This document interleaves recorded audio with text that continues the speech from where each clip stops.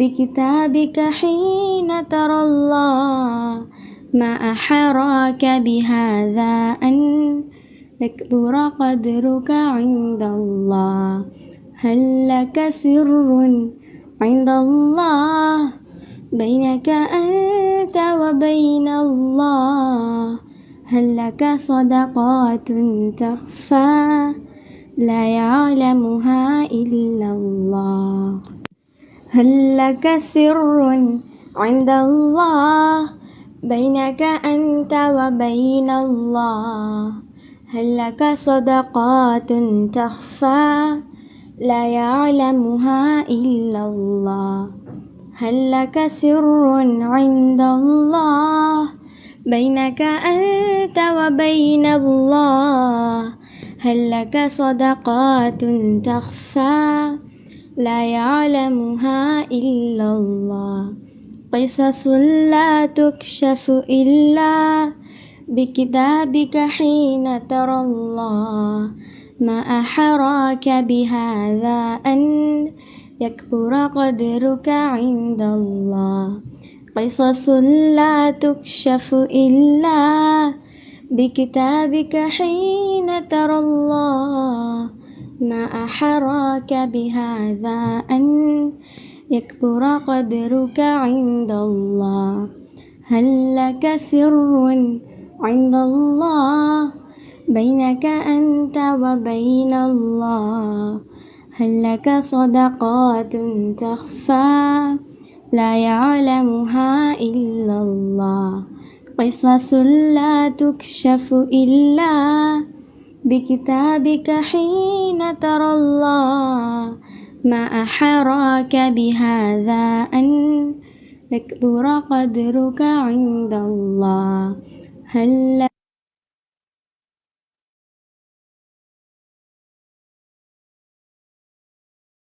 أعوذ بالله من الشيطان الرجيم. بسم الله الرحمن الرحيم. الحمد لله رب العالمين الرحمن الرحيم مالك يوم الدين. إياك نعبد وإياك نستعين.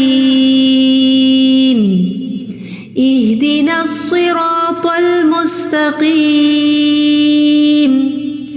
صراط الذين أنعمت عليهم غير المغضوب عليهم ولا الضالين.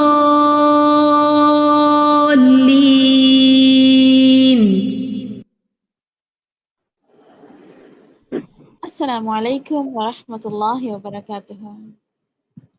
الحمد للہ رب العالمین والصلاة والسلام علی سید المرسلین اما بعد فاعوذ باللہ من الشیطان الرجیم بسم اللہ الرحمن الرحیم. بذریعہ زوم اور الہدیٰ کراچی فیس بک کے پیج سے جوائن کرنے والے تمام آڈینس کو حی علی الصلاح کی کلاس میں خوش آمدید. اہلاً و سہلاً و مرحبا. امید ہے آپ سب خیریت سے ہوں گے. اللہ تعالیٰ آپ سب کو خوش رکھیں. حی علی الصلاح، آؤ نماز کی طرف. نماز اس طرح ادا کریں جیسے نبی صلی اللہ علیہ وسلم نے فرمایا، صلو کما رأیتمونی اصلی. تم نماز اسی طرح پڑھو جس طرح تم مجھے نماز پڑھتے دیکھتے ہو. اللہ سبحانہ و تعالی ہمیں اپنی نمازوں کو سنت کے مطابق ادا کرنے کی توفیق عطا فرمائے. آمین. آج ہم کن ٹاپکس کو کور کریں گے، آئیے دیکھتے ہیں. نماز تہجد، سوال و جواب، تہجد کی فضیلت، سلف صالحین اور تہجد کی نماز، تہجد کا وقت، تہجد کے لیے بیدار ہونے کی سنتیں، رکعتوں کی تعداد، نبی صلی اللہ علیہ وسلم کی قرات.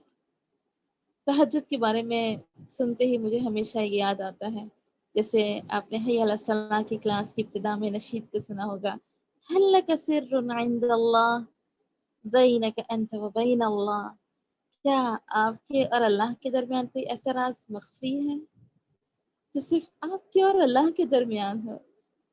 تو حقیقتاً تہجد بھی ایک ایسی نماز ہے، اللہ سبحانہ و تعالی ہمیں ادا کرنے کی توفیق عطا فرمائے، آمین۔ پھر اس کے بعد آخر میں دعا ٹائم ہے، جس میں درود کے بعد کی دعا سیکھیں گے انشاءاللہ۔ آئیے شروع کرتے ہیں۔ اوور ٹو یو شفق۔ نحمده ونصلي على رسوله الكريم أما بعد فأعوذ بالله من الشيطان الرجيم بسم الله الرحمن الرحيم رب اشرح لي صدري ويسر لي أمري واحلل عقدة من لساني يفقهوا قولي۔ نماز تہجد یہ بھی بڑا قیمتی وقت ہوتا ہے۔ تہجد کا معنی قرطبی رحمہ اللہ نے اللہ تعالیٰ کے اس قول کی تفسیر میں کہا وَمِنَ اللَّيْلِ فَتَهَجَّدْ بِهِ نَافِلَةً لَكَ عَسَىٰ أَن يَبْعَثَكَ رَبُّكَ مَقَامًا مَحْمُودًا، اور رات کے کچھ حصے میں پھر اس کے ساتھ بیدار رہو، اس حال میں کہ تمہارے لیے یہ زائد ہے، نافل ہے، ایکسٹرا نماز ہے آپ کے لیے، قریب ہے کہ تمہارا رب تمہیں مقام محمود پر کھڑا کرے۔ تو بلند مقام پانے کے لیے پھر زیادہ سجدوں کی ضرورت ہے۔ التہجد الوجود سے مشتق ہے، وجود مصدر ہے اس کا۔ یہ ان کلمات میں سے ہے جن کے متضاد معنی ہوتے ہیں، جیسے اشترا کا معنی خریدا اور بیچا دونوں ہوتے ہیں نا، تو وجود کا معنی بھی حجدہ یعنی وہ سویا رہا، اور حجدہ یعنی وہ جاگتا رہا، دونوں معنی آتے ہیں۔ حجدہ کا معنی سویا اور جاگا دونوں ہے، یہ متضاد معنی دیتا ہے، اور یہ خصوصیت عربی میں ہی ہے۔ تو تہجد سے کیا مراد ہے؟ جہاں تک تہجد کی بات ہے تو یہ خاص طور پر رات کی نماز کو کہا جاتا ہے۔ بعض لوگوں نے اس کی قید یہ بیان کی ہے کہ رات کو سو جانے کے بعد دوبارہ اٹھ کر نماز ادا کرنا تہجد کہلاتا ہے، یعنی حجدہ کا معنی سویا اور حجدہ معنی جاگا، یعنی سو کے جاگ کر جو نماز پڑھی جاتی ہے وہ تہجد کہلاتی ہے۔ ٹھیک۔ قیام اللیل، اب ایک ہے قیام اللیل اور ایک ہے تہجد اور ایک ہے تراویح۔ قیام اللیل کا معنی کیا ہے؟ رات کے کچھ حصے کو نماز اور قرآن کی تلاوت اور اللہ کے ذکر میں گزارنا چاہیے، چاہے وہ ایک گھڑی ہی کیوں نہ ہو، 5 منٹ کیوں نہ ہو، 2 نفل کیوں نہ ہو، اور اس طرح کی کچھ اور عبادات میں وقت گزارنا قیام اللیل کہلاتا ہے۔ اس میں یہ شرط نہیں کہ وہ رات کا اکثر حصہ اسی طرح گزارے۔ یاد رکھیے یہ بڑی خوشخبری ہے، جو لوگ تھوڑی دیر بھی اسپیئر کر سکتے ہیں، اور آج کل ماشاءاللہ یہاں کی راتیں ہی راتیں ہیں، تو اس میں یعنی کہ اتنی دیر سے جب فجر ہو رہی ہو تو اس سے پہلے کسی بھی وقت آدھا گھنٹہ پہلے بھی اگر انسان اٹھ جاتا ہے تو اس چیز کو کر سکتا ہے۔ مراق الفلاح میں آیا قیام اللیل کا معنی رات کا بڑا حصہ اللہ کی اطاعت میں مشغول ہو کے گزارنا، یعنی یہ بھی رائے ہے، اور کہا جاتا ہے کہ ایک گھڑی وہ قرآن پڑھے یا تسبیح سنے یا تسبیح کرے یا نبی صلی اللہ علیہ وسلم پر درود بھیجے۔ کچھ لوگ ایسے ہوتے ہیں کہ ان کو صبح جلدی کام پہ جانا ہوتا ہے، ان کے پاس وقت نہیں ہوتا، تو کام پہ جاتے ہوئے بھی راستے میں خوب اللہ کا ذکر کرتے جائیں، تلاوت کرتے جائیں یا سنتے جائیں، ٹھیک ہے، تو وہ اس سعادت کو پا لیں گے جو رات کے وقت اللہ کی عبادت کی ہے۔ قیام اللیل کے معنی میں عمومیت ہے، یعنی کھڑا ہونا ہی مراد نہیں ہے بلکہ رات کو جاگ کے عبادت کرنا ہے۔ قیام اللیل تہجد کے معنی کی نسبت زیادہ عام اور شامل ہے، یعنی اس میں سب کچھ شامل ہے، قیام اللیل میں سب کچھ شامل ہے۔ اس میں وہ نماز بھی شامل ہے جو نیند سے پہلے کی اور جو سو کر اٹھنے کے بعد ادا کی جائے، یعنی قیام اللیل میں ضروری نہیں کہ آپ سو کے اٹھے تو ہی آپ قیام اللیل کر سکتے ہیں۔ رمضان میں جو آپ سوئے بغیر تراویح پڑھتے ہیں وہ بھی قیام اللیل ہی ہوتا ہے، لیکن ہم عام طور پر قیام اللیل کس کو سمجھتے ہیں؟ وہ آخری حصے میں جو نماز رات مسجد میں رک کے پڑھتے ہیں وہ قیام اللیل ہوتا ہے۔ جبکہ تہجد کی نماز کے ساتھ خاص ہے، اس کے بارے میں 2 قول ہیں۔ پہلا قول، رات کی مطلق نماز کو تہجد کہا جاتا ہے، اکثر فقہا کا یہ خیال ہے، یعنی رات کے کسی حصے میں بھی پڑھ لیں، عشاء کے بعد چند نفل اور پڑھ لیں، درمیان میں پڑھ لیں، جو لوگ رات بھر جاگتے رہتے ہیں وہ سونے سے پہلے پڑھ لیں یا سو کے اٹھ کے پڑھ لیں، سب تہجد ہی کہلائے گا۔ دوسرا قول یہ کہ کچھ دیر سونے کے بعد اٹھنا جو ہے وہ تہجد کہلاتا ہے، یعنی معنی میں اختلاف ہے، لیکن اصل بات تو ایک ہی ہے نا، اور وہ کیا ہے؟ رات کی نماز. ٹھیک ہے، قیام اللیل کیا ہے؟ رات کی نماز، تسبیح، قرآن کا پڑھنا. تہجد، قیام اللیل، تراویح میں فرق، یہ تو اتنا ایشو رہتا ہے کچھ نہ پوچھے. ابن باز رحمہ اللہ سے پوچھا گیا کہ نماز تراویح، قیام اللیل اور تہجد میں کیا فرق ہے، آپ ہمیں فتویٰ دیں، اللہ آپ کو اجر دے. تو انہوں نے جواب دیا کہ رات کی نماز کو تہجد بھی کہا جاتا ہے اور قیام اللیل بھی کہا جاتا ہے. کیا کہا؟ رات کی نماز کو تہجد بھی کہا جاتا ہے اور قیام اللیل بھی کہا جاتا ہے. جہاں تک تراویح کا تعلق ہے تو علماء کے نزدیک یہ رمضان کی راتوں کے اول حصے میں کیے جانے والے قیام اللیل پر بولا جاتا ہے. عشاء کے بعد جو پڑھتے ہیں اس کو تراویح کہتے ہیں. اس کے ساتھ ساتھ اس بات کا بھی خیال رکھا جاتا ہے کہ یہ نماز ہلکی پڑھائی جائے اور لمبی نہ کی جائے، یعنی یہ تراویح کی خاص خصوصیت ہے. اور اس کو تہجد کا نام دینا بھی جائز ہے، اس کو قیام اللیل کا نام بھی دیا جا سکتا ہے، اس میں کوئی حرج کی بات نہیں. یعنی بیسیکلی جس وقت جو بھی پڑھے رات کو جو عبادت کریں گے وہ قیام اللیل بھی کہلاتی ہے، وہ تہجد بھی کہلاتی ہے، اور تراویح بھی، خصوصاً اول رات میں تراویح ہوتی ہے. تراویح رمضان کے لیے اسپیسیفک ہے. اچھا، یہ تراویح بھی لفظ جو ہے نا بعد کی پیداوار ہے. نبی صلی اللہ علیہ وسلم کے زمانے میں کوئی تراویح نہیں تھی، قیام اللیل ہی تھا. بسم اللہ الرحمن الرحیم. یا ایہا المزمل قم اللیل الا قلیلا نصفہ او انقص منہ قلیلا او زد علیہ ورتل القرآن ترتیلا. یہ ہے قیام اللیل. قم اللیل، نبی صلی اللہ علیہ وسلم کو خطاب ہے، اے کپڑے میں لپٹنے والے، رات کو قیام کرو مگر تھوڑا. آدھی رات قیام کرو یا اس سے تھوڑا سا کم کر لو یا اس سے زیادہ کر لو. اور قرآن کو خوب ٹھہر ٹھہر کر پڑھو، ٹھہر ٹھہر کر پڑھنا، جلدی نہیں. وَمِنَ اللَّيْلِ فَاسْجُدْ لَهُ وَسَبِّحْهُ لَيْلًا طَوِيلًا، سورۃ الدہر میں آتا ہے. اور رات کے کچھ حصے میں پھر اس کے لیے سجدہ کرو اور لمبی رات تک اس کی تسبیح کیا کرو. سورۃ بنی اسرائیل میں ہے وَمِنَ اللَّيْلِ فَتَهَجَّدْ بِهِ نَافِلَةً لَكَ عَسَىٰ أَن يَبْعَثَكَ رَبُّكَ مَقَامًا مَحْمُودًا. اور رات کو آپ تہجد کی نماز ادا کیجیے، یہ آپ کے لیے زائد نماز ہے، یعنی باقیوں کے لیے 5 ہے اور آپ کے لیے یہ چھٹی. این ممکن ہے کہ آپ کا رب آپ کو مقام محمود پر فائز کر دے. آغاز میں تہجد فرض تھی.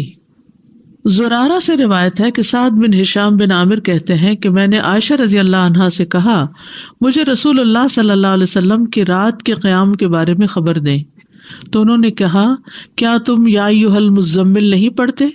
میں نے کہا کیوں نہیں؟ انہوں نے کہا بے شک اللہ عز و جل نے اس سورت کے آغاز میں رات کا قیام فرض قرار دیا تو اللہ کے نبی صلی اللہ علیہ وسلم اور آپ کے ساتھیوں نے سال بھر قیام کیا، اور اللہ نے اس سورت کی آخری آیت 12 ماہ تک آسمان پر روکے رکھی، یہاں تک کہ اللہ نے سورت کے آخر میں تخفیف کا حکم نازل فرمایا تو رات کا قیام فرض ہونے کے بعد نفل میں تبدیل ہو گیا.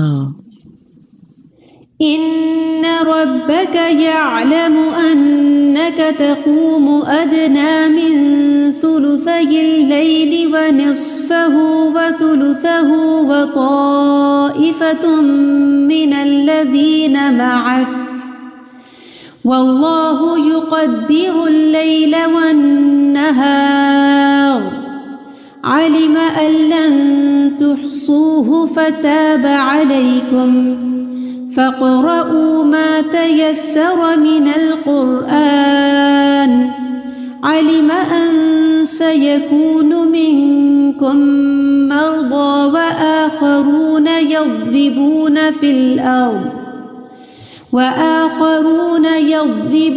في الأرض يبتغون من فضل الله وآخرون يقاتلون في سبيل الله فاقرؤوا ما تيسر منه وأقيموا الصلاة وآتوا الزكاة وأقرضوا الله قرضا حسنا وما تقدموا لأنفسكم أنفسكم من خير تجدوه عند الله هو خيرا وأعظم أجرا واستغفروا الله إن الله غفور رحيم۔ اس نے جان لیا کہ تم ہرگز اس کی طاقت نہیں رکھو گے، سو اس نے تم پر مہربانی فرمائی، تو قرآن میں سے جو میسر ہو پڑھو، چھوٹی سورت بڑی سورت جتنا بھی۔ اس نے جان لیا کہ یقیناً تم میں سے کچھ بیمار ہوں گے، کچھ دوسرے زمین میں سفر کریں گے، اللہ کا فضل تلاش کریں گے، بزنس ٹرپس، اور کچھ دوسرے اللہ کی راہ میں لڑیں گے۔ بس اس میں سے جو میسر ہو پڑھو، اور نماز قائم رکھو، اور زکوٰۃ دو، اور اللہ کو قرض دو، اچھا قرض دینا، اور جو نیکی بھی تم اپنی جانوں کے لیے آگے بھیجو گے اسے اللہ کے ہاں پاؤ گے کہ وہ بہتر اور ثواب میں کہیں بڑی ہے۔ نبی صلی اللہ علیہ وسلم کا اس تخفیف کو جاری رکھنا۔ حضرت عائشہ سے روایت ہے، کہتی ہیں کہ رسول اللہ صلی اللہ علیہ وسلم آدھی رات کو گھر سے نکلے اور مسجد میں نماز پڑھی، کچھ لوگوں نے بھی آپ کی نماز کے ساتھ نماز ادا کی۔ صبح کو لوگوں نے اس بارے میں بات چیت کی، چنانچہ دوسری رات لوگ پہلے سے زیادہ جمع ہو گئے۔ رسول اللہ صلی اللہ علیہ وسلم دوسری رات بھی باہر تشریف لائے اور لوگوں نے آپ کی نماز کے ساتھ نماز پڑھی۔ لوگ صبح اس کا تذکرہ کرتے رہے۔ تیسری رات مسجد میں آنے والے اور زیادہ ہو گئے، آپ باہر تشریف لائے اور لوگوں نے آپ کی نماز کے ساتھ نماز پڑھی۔ جب چوتھی رات ہوئی تو مسجد نمازیوں کے لیے تنگ ہو گئی اور رسول اللہ صلی اللہ علیہ وسلم نکل کر ان کے پاس تشریف نہ لائے، تو ان میں سے کچھ لوگوں نے نماز نماز پکارنا شروع کر دیا، لیکن رسول اللہ صلی اللہ علیہ وسلم باہر ان کے پاس تشریف نہ لائے، حتیٰ کہ آپ فجر کی نماز کے لیے تشریف لائے۔ پھر جب فجر کی نماز پوری کر لی تو لوگوں کی طرف متوجہ ہوئے، پھر شہادتین پڑھ کر فرمائے، یعنی خطبہ دیا، اما بعد، آج رات تمہارا حال مجھ سے مخفی نہ تھا، یعنی مجھے پتا تھا تم انتظار کر رہے ہو، لیکن مجھے ڈر ہوا کہ رات کی نماز تم پر فرض نہ کر دی جائے، پھر تم اس کی ادائیگی سے عاجز آ جاؤ، تو اس لیے میں نہیں نکلا۔ کتنا خیال تھا کہ امت مشقت میں نہ پڑے، ورنہ اس وقت کے لوگوں کی تو ہمتیں اور تھی، شوق میں وہ پڑھ لیتے اور پھر ہم سب پر بھی ایک ذمہ داری عائد ہو جاتی۔ کئی لوگ کہتے ہیں نا، کیا تراویح پڑھیں؟ ضروری ہے تراویح پڑھنا، اور یہ جماعت سے کیوں پڑھتے ہیں آپ لوگ؟ نبی صلی اللہ علیہ وسلم تو اپنے نفل اکیلے پڑھتے تھے۔ پھر یہ 3 دن جو پڑھایا، یہ اس وجہ سے پڑھایا تاکہ جماعت سے پڑھنے کا بھی ایک جواز ہو۔ ایک خاتون بہت پریشان میرے پاس آئی اور ماشاءاللہ بہت پڑھی لکھی سمجھدار خاتون، کہتی میں ساری زندگی تراویح کا اہتمام کرتی رہی ہوں، ریسنٹلی کسی نے مجھے شک میں ڈال دیا کہ جی تراویح کا تو لفظ ہی نہیں ہے قرآن و سنت میں، اور جماعت سے پڑھنے کا کہاں حکم ہے، اور اس قسم کی بہت سی باتیں۔ اتفاق کی بات کہ انہیں دنوں میں نے ایک آرٹیکل پڑھا تھا اور ریفرنس تازے مجھے یاد تھے سب، تو میں نے ان کو دکھایا تو وہ سکون میں آ گئی۔ کہتی ہے 3 دن سے میں مسجد ہی نہیں گئی، 3 دن سے، رمضان کا مہینہ تھا یہ 3 دن سے میں نے نماز ہی نہیں پڑھی، کیونکہ کسی نے مجھے شک میں ڈال دی یہ ہے ہی نہیں۔ آپ نے اس لیے نہیں مسلسل جماعت سے پڑھوائی کہ کہیں لوگوں پہ فرض ہی نہ ہو جائے، یہ رمضان ہی کا موقع تھا۔ اور پھر حضرت عمر رضی اللہ عنہ نے سب کو اس پر اکٹھا کیا، ورنہ کیا ہوتا تھا، کوئی کہیں پڑھا رہا ہے، کوئی کہیں پڑھ رہا ہے، کوئی کہیں، تو وہ ایک اجتماعیت کی جو روح ہوتی ہے وہ پھر اس طرح پیدا ہوئی۔ تو اس لیے سب کے کہتے ہیں بدعت تھی، بدعت نہیں تھی، کیونکہ اس کی دلیل موجود تھی۔ بدعت وہ ہوتی ہے کہ جس کی کوئی دلیل ہی نہیں، یہاں یہ 3 دن پڑھی ہے، یہ کم دلیل ہے۔ اور پھر آپ نے خود واضح بھی کیا کہ میں اس سے زیادہ اس لیے نہیں کروا رہا کہ فرض نہ ہو جائے تم پر۔ نبی صلی اللہ علیہ وسلم کا تہجد کا خوب اہتمام کرنا۔ نبی صلی اللہ علیہ وسلم نماز تہجد میں اتنا قیام فرماتے کہ آپ کے قدم یا پنڈلیوں پہ ورم آ جاتا تھا۔ بس جب آپ سے اس کے متعلق کچھ عرض کیا جاتا تو آپ فرماتے کیا میں اللہ کا شکر گزار بندہ نہ بنوں؟ یہ ہے شکرانے کے نفل، کہ آپ تہجد جو پڑھتے تھے اسی کو ہی شکرانہ قرار دیتے اور لمبا قیام کرتے۔ ہم جو شکرانے کے نام پہ نفل پڑھتے بھی ہیں تو وہ کیسے پڑھتے ہیں، کتنی جلدی پڑھتے ہیں۔ عبداللہ بن عمیر نے حضرت عائشہ سے کہا رسول اللہ صلی اللہ علیہ وسلم کا کوئی تعجب انگیز عمل جو آپ نے دیکھا ہو بیان کرے۔ وہ رونے لگی اور کہا آپ راتوں میں سے ایک رات کو کھڑے ہوئے اور فرمایا اے عائشہ مجھے چھوڑ دو کہ میں اپنے رب کی عبادت کر لوں۔ کہتی ہیں میں نے کہا اللہ کی قسم میں آپ کی قربت کو پسند کرتی ہوں، یعنی میں چاہتی ہوں آپ میرے پاس رہیں، لیکن وہ چیز بھی پسند ہے جو آپ کو خوش کر دے۔ کہتی ہیں آپ اٹھے، وضو کیا اور نماز کے لیے کھڑے ہو گئے۔ آپ مسلسل روتے رہے یہاں تک کہ آپ کی گود بھیگ گئی، پھر روئے اور روتے رہے حتیٰ کہ زمین تر ہو گئی۔ اتنے میں بلال رضی اللہ عنہ نماز فجر کی اطلاع دینے کے لیے آئے. جب انہوں نے آپ کو روتا ہوا پایا تو کہا اللہ کے رسول آپ اتنا کیوں رو رہے ہیں حالانکہ اللہ نے آپ کے اگلے پچھلے گناہ معاف کر دیے ہیں. آپ نے فرمایا کیا میں اللہ کا شکر گزار بندہ نہ بنوں؟ آج رات مجھ پر چند آیات نازل ہوئی. اس آدمی کے لیے ہلاکت ہے جس نے ان کو پڑھا لیکن ان پہ غور و فکر نہیں کیا، اور وہ ہے سورۃ آل عمران کی آخری آیات، ان فی خلق السماوات والارض واختلاف اللیل والنہار.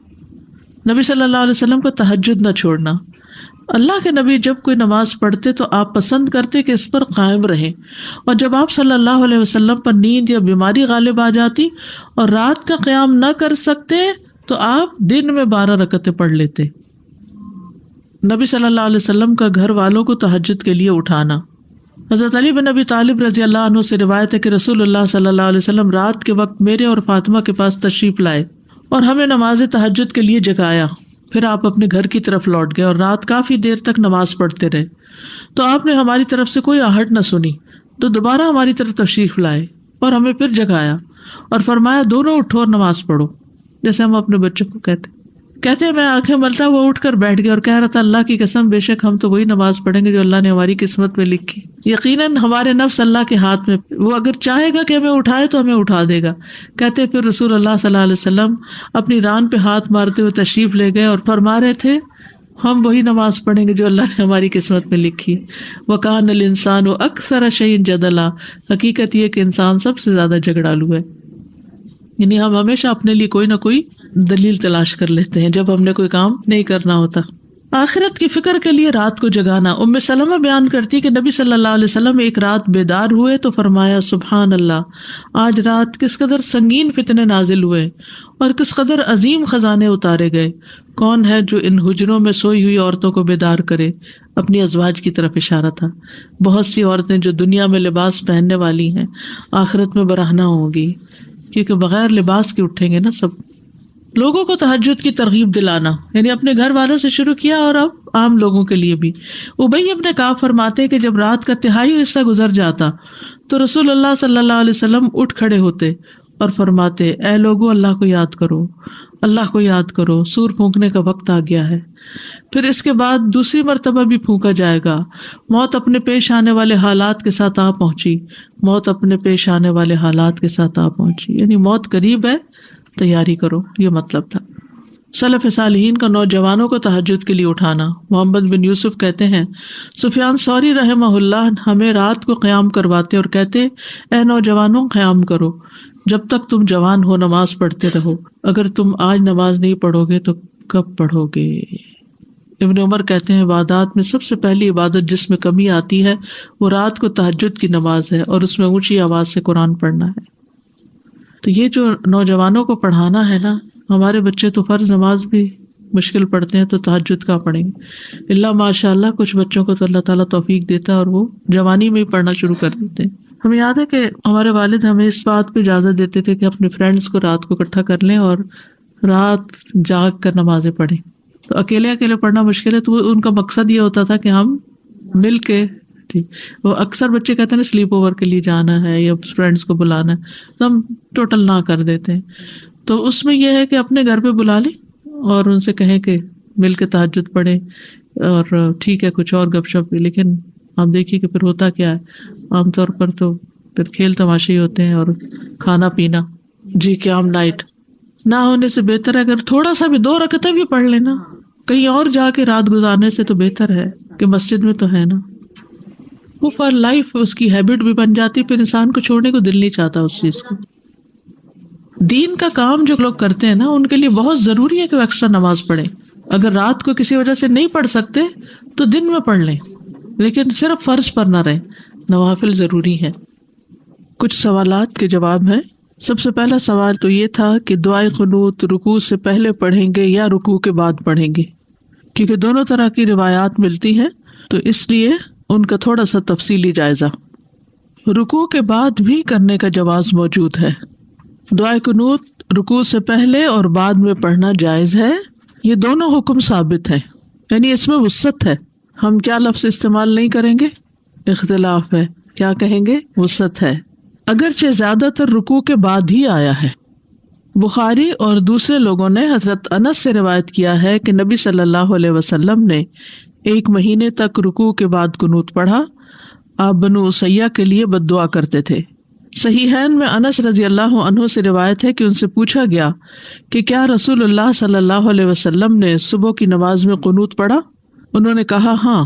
ان سے کہا گیا کہ آپ صلی اللہ علیہ وسلم نے رکوع سے پہلے قنوت پڑھا یا بعد میں؟ انہوں نے کہا رکوع کے بعد کچھ مدت کے لیے پڑھا. یعنی کچھ مدت کے لیے وہ دعائے قنوت تھی، قنوت نازلہ جس کو کہتے ہیں. تو اس میں آپ کب پڑھتے تھے اس کو؟ رکوع کے بعد. رکوع سے قبل کرنے کا بھی جواز ہے، رکوع سے پہلے. ابن نصر نے صحیح سند کے ساتھ قیام اللیل کے متعلق انس رضی اللہ عنہ سے روایت کیا.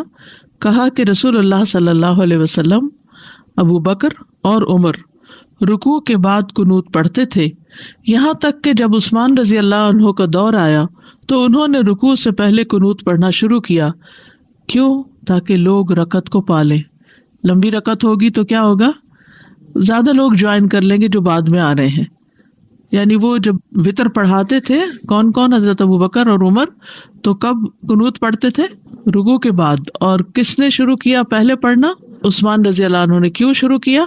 تاکہ لوگ یہ رکعت پالیں، ان کو وتر مل جائے، یہ مقصد تھا. امام بخاری نے انس رضی اللہ عنہ سے روایت کیا کہ انس سے پوچھا گیا کہ قنوت رکوع کے بعد ہے یا قرات سے فارغ ہونے کے وقت؟ انہوں نے کہا نہیں، بلکہ قرات سے فارغ ہونے کے وقت. یہ حضرت انس کی روایت ہے. علقمہ سے مروی ہے کہ ابن مسعود اور نبی صلی اللہ علیہ وسلم کے صحابہ وتر میں رکوع سے پہلے قنوت پڑھتے تھے.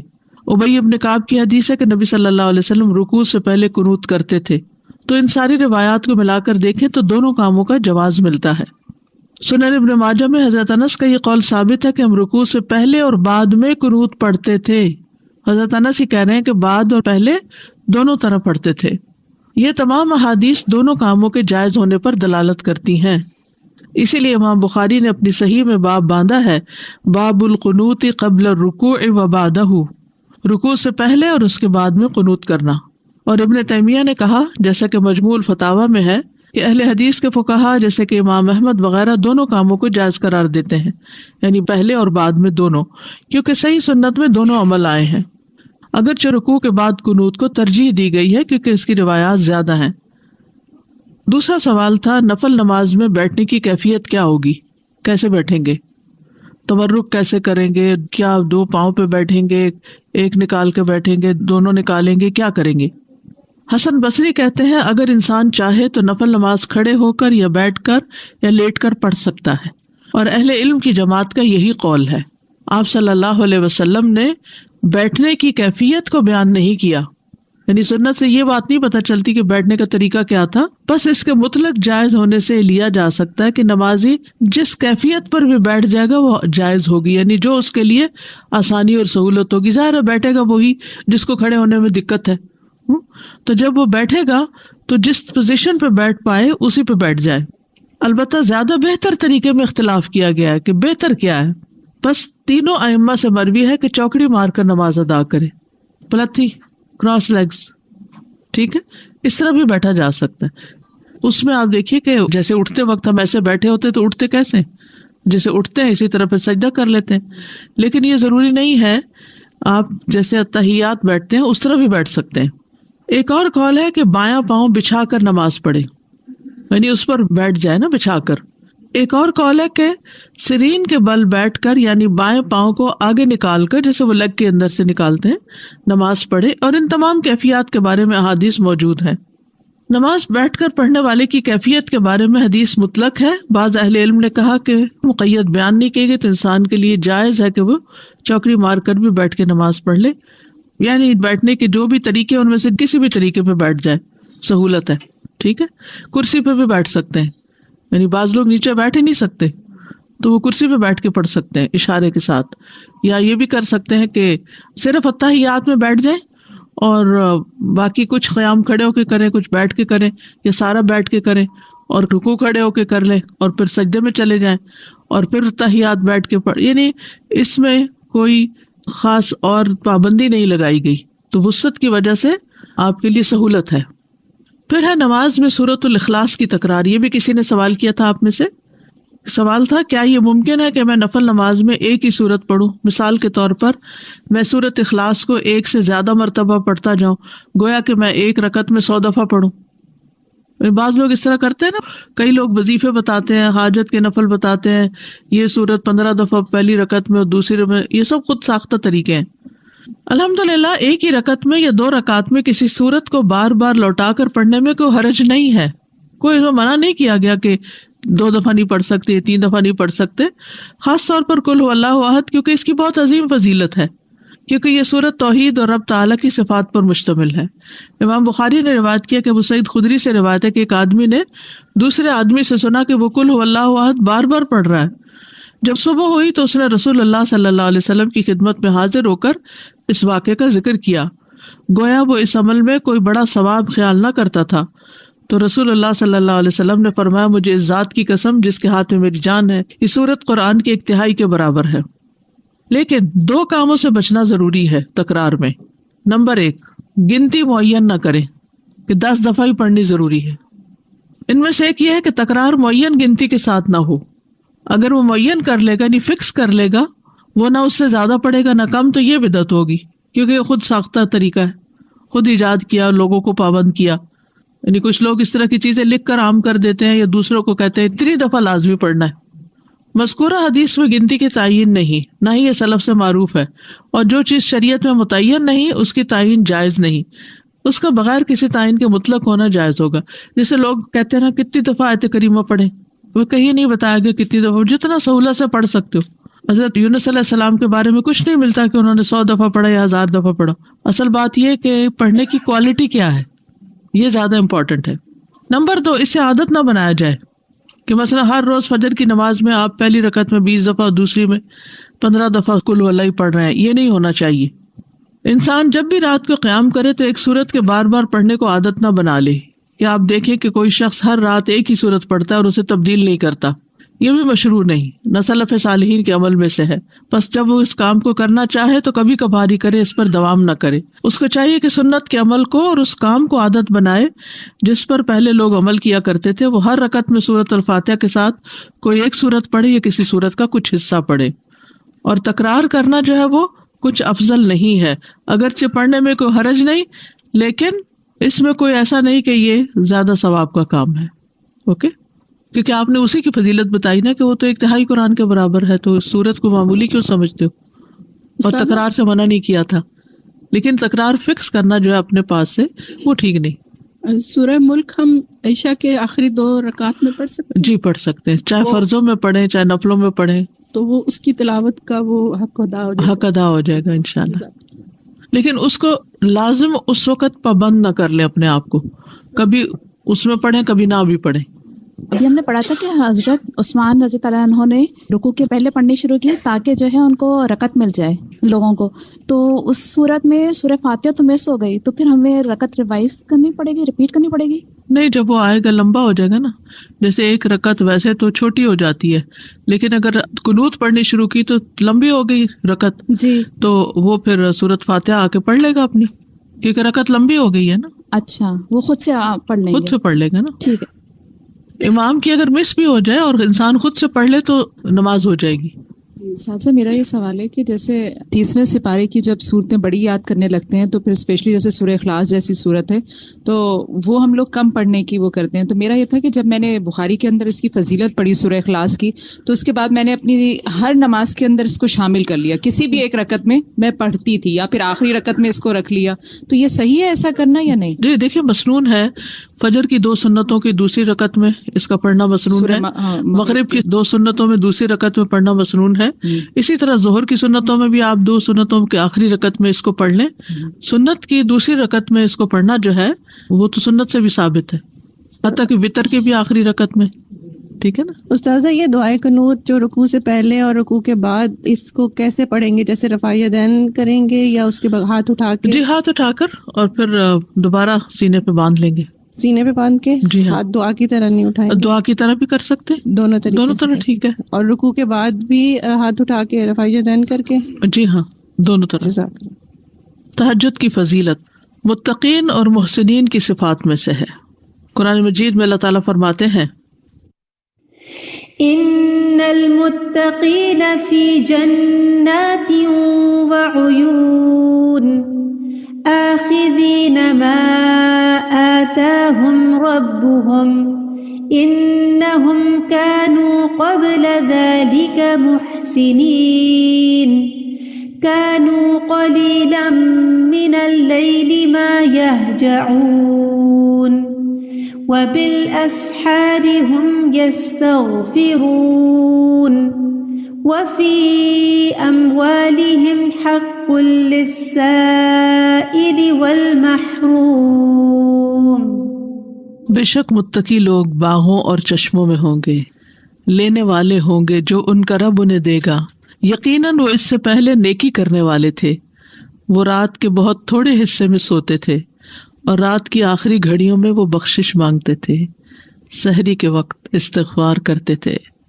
اس آیت کا مقصد یہ ہے کہ وہ راحت اور نفس کے سکون کے اوقات میں عبادت کی مشقت کو برداشت کرتے ہیں. یعنی جب ساری دنیا سوتی ہے، آرام کرتی ہے، تو وہ اپنے آپ کو عبادت میں تھکاتے ہیں اور دن کی مشقتوں سے صرف تھوڑا ہی آرام حاصل کرتے ہیں. حسن بصری کہتے ہیں انہوں نے رات کے قیام کی تکلیف کو برداشت کیا اور وہ قیام کرنے کے لیے رات کو تھوڑا ہی سوتے ہیں، یعنی تھوڑا سا سوتے ہیں پھر کھڑے ہو کر عبادت کرنا شروع کر دیتے ہیں. راتوں کو قیام کرنے والوں کی تعریف کی گئی ہے قرآن مجید میں. فرمایا امن هو قانت آناء اللیل ساجدا وقائما یحذر الآخرۃ ویرجو رحمت ربہ قل هل يستوي الذین یعلمون والذین لا یعلمون انما یتذکر اولو الالباب. کیا یہ بہتر ہے یا وہ شخص جو رات کی گھڑیوں میں سجدہ کرتے ہوئے اور قیام کرتے ہوئے عبادت کرنے والا ہے، آخرت سے ڈرتا ہے اور اپنے رب کی رحمت کی امید رکھتا ہے؟ کہہ دو کیا برابر ہے وہ لوگ جو جانتے ہیں اور وہ جو نہیں جانتے؟ نصیحت تو بس عقل والے ہی قبول کرتے ہیں. جنت میں جانے والوں کی صفات بھی یہی ہیں، والذین یبیتون لربہم سجدا وقیاما. وہ لوگ جو اپنے رب کے لیے سجدہ کرتے ہوئے اور قیام کرتے ہوئے رات گزارتے ہیں، رات کو عبادت کرتے ہیں، اور جو کہتے ہیں اے ہمارے رب ہم سے جہنم کا عذاب پھیر دے، بے شک اس کا عذاب ہمیشہ چمٹ جانے والا ہے. رات کو تہجد پڑھنے اور اس میں دعا کرنے والوں کی جزا کیا ہے؟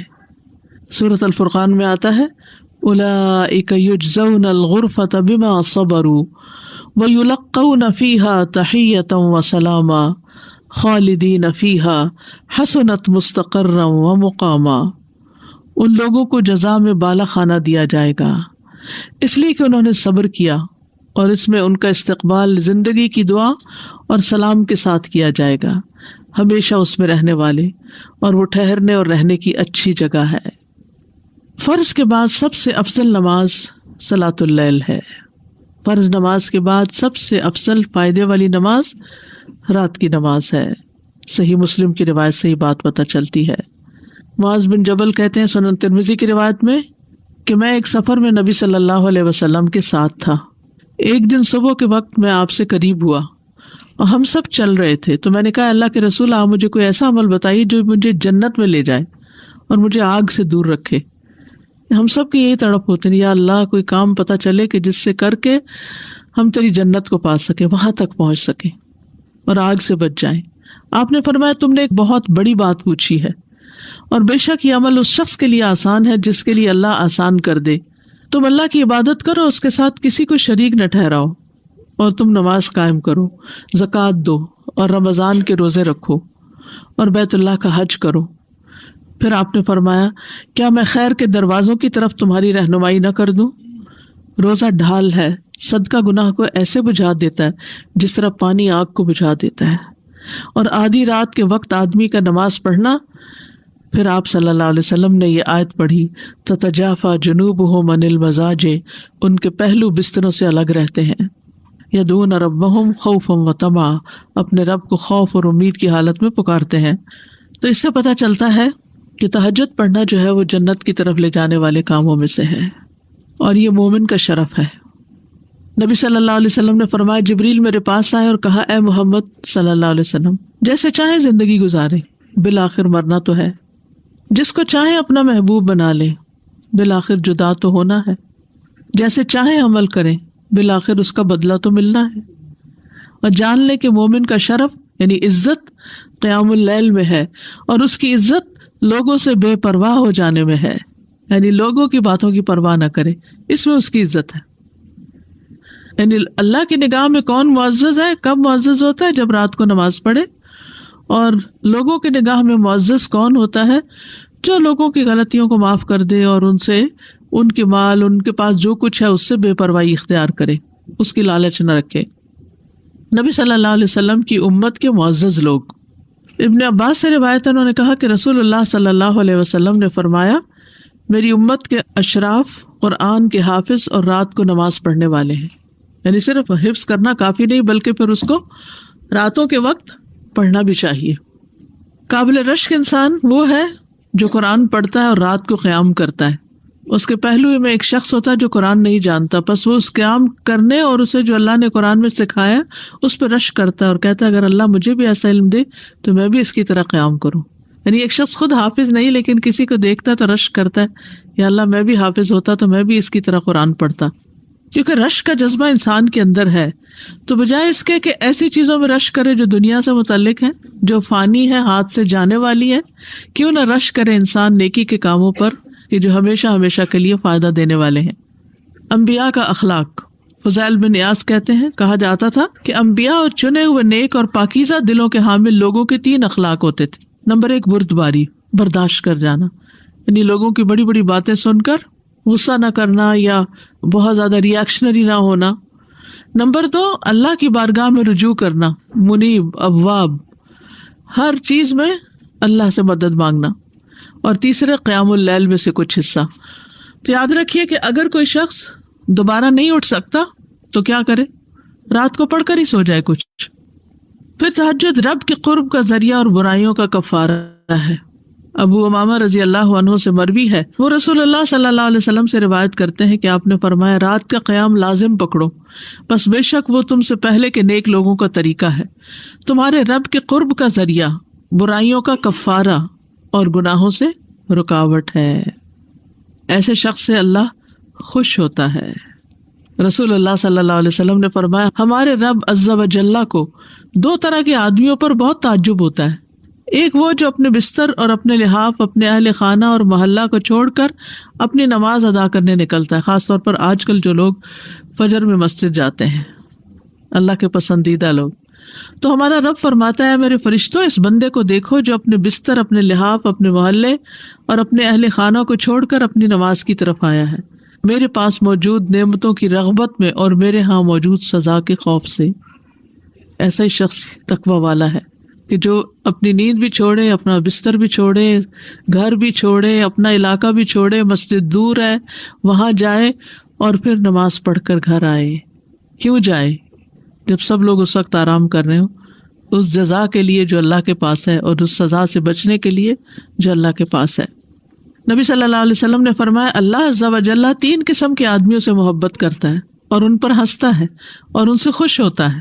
ان میں سے ایک وہ جس کی بیوی خوبصورت ہو اور اس کے پاس بہترین نرم بستر ہو، لیکن وہ قیام کرنے کے لیے رات کو کھڑا ہو جاتا ہو۔ اللہ تعالیٰ کہتا ہے میرے بندے نے اپنی شہوت کو ترک کر دیا اور میرا ذکر کر رہا ہے اور مجھ سے سرگوشی کر رہا ہے، اگر یہ چاہتا تو سو بھی سکتا تھا۔ ایک اور وہ جو قافلے سمیت سفر پر ہو اور وہ رات کو کچھ حصہ جاگنے کی وجہ سے چور ہو گئے ہوں اور بالآخر سو گئے ہوں، لیکن وہ شخص خوشی ناخوشی میں سحری کے وقت اٹھ کھڑا ہوا ہو اور نماز پڑھنا شروع کر دے۔ یعنی سفر کر کے تو فرض نماز بھی مشکل ہو جاتی، کہاں یہ کہ انسان تہجد بھی پڑھے اٹھ کے۔ ایسے شخص کے لیے نبی صلی اللہ علیہ وسلم کی دعا ہے۔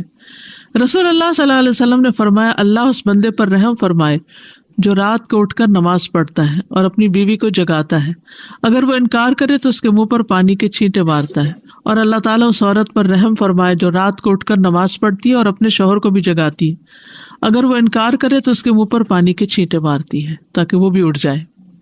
اب آپ کہیں گے نہیں وہ تو سخت ناراض ہو جائیں گے تو کیسے چھینٹے مارے؟ تو بات یہ کہ اچھی ازدواجی زندگی میں نا کچھ اصول ضابطے قاعدے ہوتے ہیں۔ جیسے آپ دیکھیے کہ گھر جو ہے نا وہ ایک چھوٹی سی اسٹیٹ ہوتی ہے، ایک مملکت کی طرح ہوتی ہے۔ تو ایک شہر کا یا ایک ملک کا اچھا نظام کب ہوتا ہے؟ اس میں امن کب ہوتا ہے، اس میں فیسلٹیز کب ہوتی ہیں، اس میں جان مال کا تحفظ کب ہوتا ہے، جب اس کے اندر کچھ اصول، ضابطے یا دوسرے لفظوں میں لا اینڈ آرڈر ہوتا ہے اور اس کو امپلیمنٹ بھی کیا جاتا ہے. تو پھر کیا ہے، ہر کوئی ٹریفک کے قانون کو فالو کر رہا ہے. نہیں کرے گا تو کیا ہوگا؟ جن ملکوں میں نہیں کرتے آپ دیکھیے روز کتنے ایکسیڈنٹس ہوتے ہیں، کتنی جانیں چلی جاتی ہیں. تو اسی طرح ہر گھر کے لیے بھی کچھ قانون قاعدے ہونے چاہیے، اور وہ آپس میں مل بیٹھ کر، جیسے آپ کلاس روم کے رولز طے کرتے ہیں نا، تو ایسے ہی گھر والے بیٹھ کر کچھ رولز طے کر لیں کہ گھر میں کیا کریں گے ہم اور کیا نہیں کریں گے، اور پھر ان کو اپڈیٹ بھی کر لیا کریں مہینے میں ایک دفعہ یا موسم بدلنے پر یا جیسے بھی. تو اس سے کیا ہوگا کہ ہر شخص سکون سے اپنی اپنی جگہ کام کر رہا ہوگا، اور ہر ایک کو پتا ہے کون کس وقت سویا، کس وقت اٹھے گا، کس کو کیا کرنا ہے کیا نہیں. ورنہ کیا ہوتا ہے، جب آپس کی کمیونیکیشن نہیں ہوتی نا، تو انسان ایک کونے میں ایک کڑ رہا ہے، دوسرے میں دوسرا کچھ کرمبل کر رہا ہے، کوئی کچھ کر رہا ہے، کوئی شور ہنگامہ کر رہا ہے. نہیں، امن سے رہنے کے لیے قانون قاعدے بڑے ضروری ہوتے ہیں. ہم پہ قانون قاعدوں کی پابندی بڑی بھاری ہوتی ہے ہمارے نفس کو، چاہے وہ کسی ادارے میں ہو، چاہے کسی کلاس روم میں ہو، چاہے وہ گھر میں ہو، چاہے کسی مملکت میں ہو. اب لوگ ویسٹ کی تعریف تو بہت کرتے ہیں اور کہتے ہیں بڑی آزادی. کس بات کی آزادی؟ کوئی ایک کام تو آپ اپنی مرضی سے نہیں کر سکتے، ہر چیز میں قاعدہ اور قانون ہے. کوئی چھوٹا سا بھی کام کرنے جائے تو اتنے قانونوں کی لسٹ ہے. سب سے کامیاب لائرز تو یہاں ہیں، بہترین پیشہ ہے، لیکن اس کا فائدہ بھی تو آپ دیکھیے نا. پھر اگرچہ جکڑے ہوئے لیکن پھر امن بھی تو ہے نا، سکھ کی نیند بھی تو سوتے ہیں، خوف تو نہیں ہے، رات کو ڈرائیو بھی کر لیتے ہیں. ہاں، ایک شہر سے دوسرے شہر میں لمبے فاصلے امن و امان سے طے ہو رہے ہیں، عورتیں ڈرائیو کر رہی ہیں، مرد ڈرائیو کر رہے ہیں، کوئی خوف تو نہیں ہے نا، کیونکہ قانون ہے ایک. تو یہ قانون قاعدے گھر میں بھی ہونے چاہیے. مثلاً کچھ گھروں کا قاعدہ ہوتا ہے کہ ڈنر پہ سب کو لازم بیٹھنا ہے، اتنے بجے گھر میں لازمی آنا ہے، ہر ایک کو نماز پڑھنی ہے. تہجد کے لیے مثلاً ہسبینڈ وائف کو اٹھنا ہے تو پہلے سے طے کر لیں اور ایک دوسرے کو کہہ کے سوئیں، تم پہلے اٹھ گئی تو مجھے اٹھانا، نہ اٹھو تو چینٹے مارنا. یعنی پہلے سے ہی طے کر لیں، یہ نہیں کہ اچانک نہ بتایا نہ پتا نہ حدیث پڑھ کے گئے گھر، آج تو ہے چیٹا ہی مارو گی، تو آپ دیکھیں پھر آپ چیٹے ماریں گی تو آپ کو مار پڑے گی. تو آپ دیکھیں جیسے ڈاکٹر کے پاس جاتے تو وہ آپ کو بتاتے کہ میں آپ کے ساتھ یہ اور یہ اور یہ کروں گا، تو پہلے سے بتا دیتا ہے. تھوڑی سی آپ کو پین ہوگی تو آپ اس طرح بریتھ کریں، یہ کریں وہ، تو وہ کمیونیکیشن سے دوسرا شخص مینٹلی تیار ہوتا ہے کہ اب میرے ساتھ کیا ہونے والا ہے. تو سب کو پتا ہو کہ گھر میں میرے ساتھ کیا ہونے والا ہے، اس کے لیے تیار ہے. پھر رات کو آسمان کے دروازے کھلتے ہیں. نبی صلی اللہ علیہ وسلم نے فرمایا آدھی رات کو آسمان کے دروازے کھول دیے جاتے ہیں اور ایک پکارنے والا آواز دیتا ہے کہ کوئی دعا کرنے والا ہے کہ اس کی دعا قبول کی جائے، کوئی مانگنے والا ہے کہ اسے دیا جائے، کوئی مصیبت زدہ ہے کہ اس کی مصیبت دور کر دی جائے. پھر جو مسلمان اس وقت دعا کرتا ہے تو اللہ تعالیٰ اس کی دعا قبول کرتا ہے، سوائے زانیہ عورت کے جو اپنی شرمگاہ کے ذریعے کمائی کرتی ہے اور ٹیکس وصول کنندہ کے، یعنی ناجائز ظالمانہ ٹیکس جو پہلے زمانے میں اگر کوئی کسی کی زمین سے گزرتا تھا یا اور اسی طرح کے عائد کیے ہوتے تھے، پرسنل بینیفٹس کے لیے پھر وہ لیتے تھے. اللہ تعالیٰ کا آسمان دنیا پر نزول. رسول اللہ صلی اللہ علیہ وسلم نے فرمایا ہمارا رب تبارک و تعالیٰ ہر رات کو اس وقت آسمان دنیا پر آتا ہے جب رات کا آخری تہائی حصہ رہ جاتا ہے. وہ کہتا ہے کوئی جو مجھ سے دعا کرے تو میں اس کی دعا قبول کروں، ہے کوئی جو مجھ سے مانگے تو میں اس کو عطا کروں، ہے کوئی جو مجھ سے بخشش طلب کرے تو میں اس کو بخش دوں.